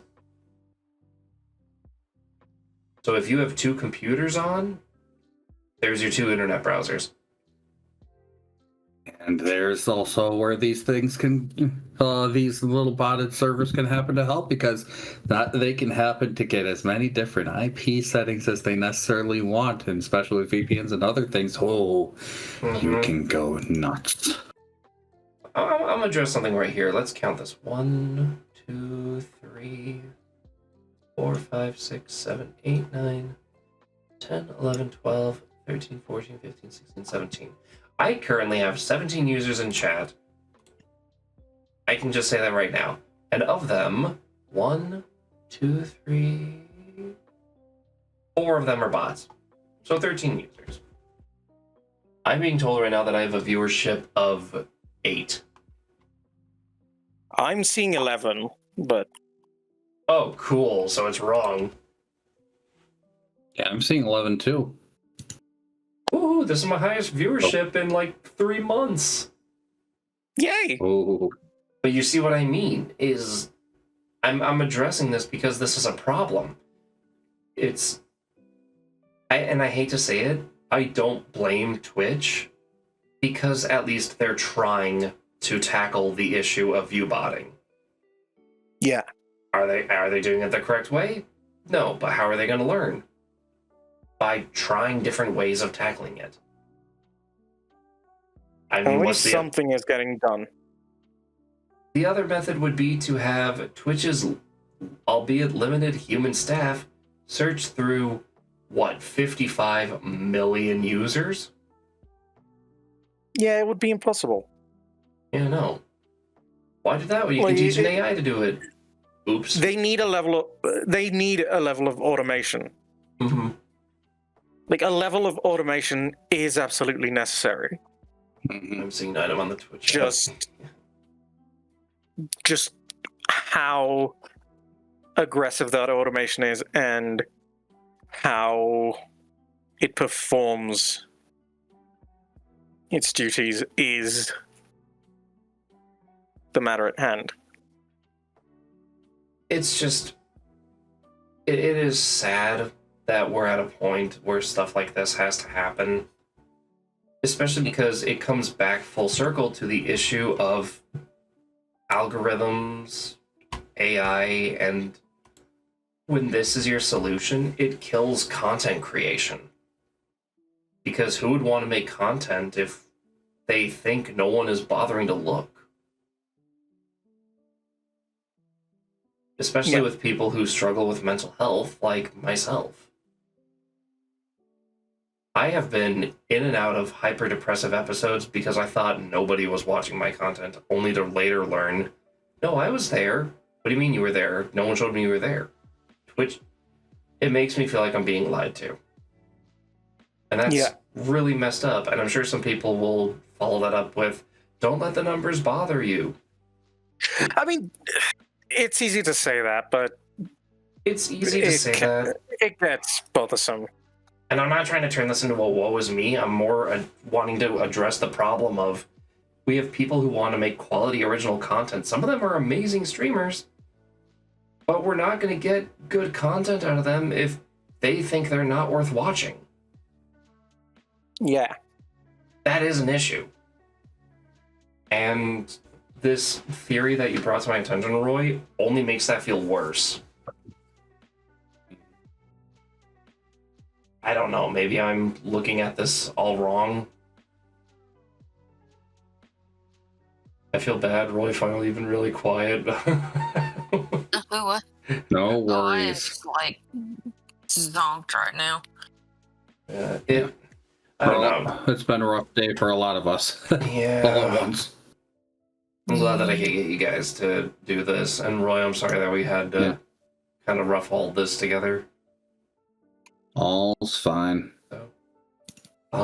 We've remained pretty civil, so I probably will be uploading this to YouTube as like shortly after stream ends.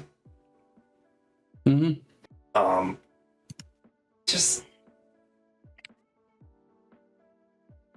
I guess the biggest issue now is just where do we go from here?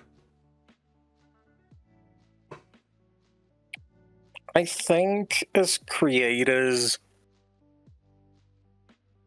what we can do is really just keep on keeping on and doing what we can. Try and... Sorry, Yep. cat again. Just try and get our voices heard and just talk about it as much as we can. Mm-hmm. Yeah. You kind of have to keep talking. So you're tired. I did not sleep well last night, but that's a different story since I'm recording this one.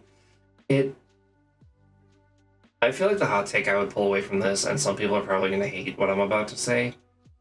As a content creator, I think AI isn't something that should be entirely rejected. Rather, I do feel like it is a tool that should be embraced. But also, I say embrace as in we should learn how to use it properly. Yes. And with some semblance of responsibility. And right now, without getting as dancing on the political border as much as possible for this topic, with the way things are, not just in my country, but in multiple countries around the world, I feel like now's not the best time to worry about what AI can or can't do. I feel like that's something that should be addressed when the powers that be can prove to be responsible enough to use what they have, let alone what they dump on us. There's too much going on for us to worry about AI. Yeah. Would that be fair to say? Yeah. Yeah. Especially when AI is being Fair used enough, to divert our attention from these problems. Yeah. The last thing I want to leave on before I go is another thing is just how almost insidiously it gets into a live. I started doing Duolingo and did not know just how happily they embraced AI. Let's just say. Oh yeah, they moved Oh, everything over everything. to AI. Yeah, let's look. I didn't know that when I started. I was like 2 weeks in. My mom started doing it for French. She got a subscription to like the super service, and now I'm stuck for a year learning Japanese on Duolingo. Oops. Which, by the way, that's sponsored by Google. Have fun learning incorrect Japanese. That's AI. You have fun learning incorrect Japanese. Yeah. I mean, so far it's kind of working. I know a little bit more than I did before, but yeah. Just make sure you're asking for a bowl of ramen and not telling people there's a watermelon growing in your belly button. Wisconsin trying to pass the state ID for internet use? Oh, Jesus. Fucking hell. Okay, yeah. Oh, God, so we're going down the path of Britain. Shit. That will have to be a discussion for another day. No, Yeah. I'm actually going to bring that up into this really quick. Let's talk about algorithms and AI uses and how, like, people should be, like, embracing AI and teaching it correctly, especially when people are trying to put our personal information on public internet. Oh, there you went again. Oopsie. Xeshire just had a drop there. I was saying, let's embrace AI and teach it how to search for information correctly before we have to put our personal identifications online. Yeah. What happened to just maybe limiting little Tim's internet time?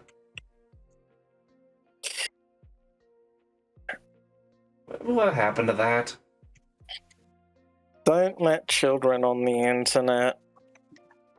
Or if you do, supervise them. Yeah. Alright guys, we're gonna talk about why things are wrong in the world. Uh-oh. Okay, yeah, I think it's time to go. I Also, I'm saying, that pause made me think the fence got them. Oh no. Alright guys, here's how Beautiful. AI is a distraction. Oh no. Oh, that's my appearance. Exactly. I think that's kind of the consensus we came to. As wildly as that diverted from the original topic. I am gonna go. I need to walk my dog, and then I am going to have pizza with my family. Alright, I'm gonna go ahead and wrap up so that I can go kiss my pillow goodnight. Also, I just noticed the little Urza on the desk. Yeah. Oh. I have a little Urza on my bar. Aw. Who, by the way, is waiting for me. So, thank you guys for... Say hi there for me. Will do. I'm gonna let this play out because I'll probably have to edit it out. Oh no.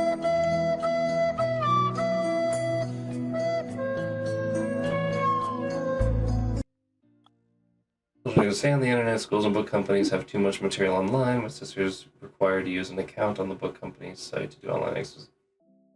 Oh yeah, I had to give up on a college major because of that once. Oh. I mean, I had to make like accounts for sites when I was in school. So I required a code from a teacher to access a zoology course book for a vet tech course. And the teacher refused to give me the access code. So I had no access to the online textbook that I paid for or the workbook that their assignments were coming out of, which was also online. Because people are... And I ended up having to drop the course, and that was like the one last class I needed for my major. Oh, that's idiotic. Yep. Because people in power are pricks. Anyway, just a quick wrap up this video. I'd like to take a moment to thank everyone for being here. Vital, thank you for the input as someone who is an internet consumer. more than content creator, which is actually why I wanted to have you here, and I really appreciate that. That actually did bring some things to light. Roy, thank you for being here and having for the insane idea for this stream and video. I mean, when you have to deal with 5 hours of bullshit, eventually you just happen to get to the point. Yeah. But it has been 5 hours. It's been... No, I'm not even talking about this 5 hours. I was talking about when I had to get through that damn sorting of videos and mass blocking things. This is also Yeah. 5 hours, so it's kind of funny. Yeah, but this has been a lovely 5 hours. Yes. Fake emojis, thank you for being here. Always a pleasure to be around you, my friend. I'd love to have you on stream more often. But for now, I need to go first. I've been away from Urza so long I can hear her calling for me.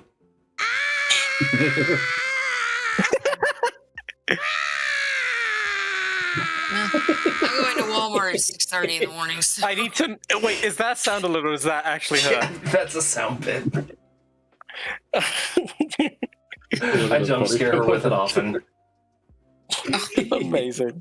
I told her to just yell in a mic and not say anything, and I put it in my folder of jump scare sounds. Anyway, I'm gonna go ahead and wrap up stream. Good night, everybody. Good night, everybody. Good night, everyone.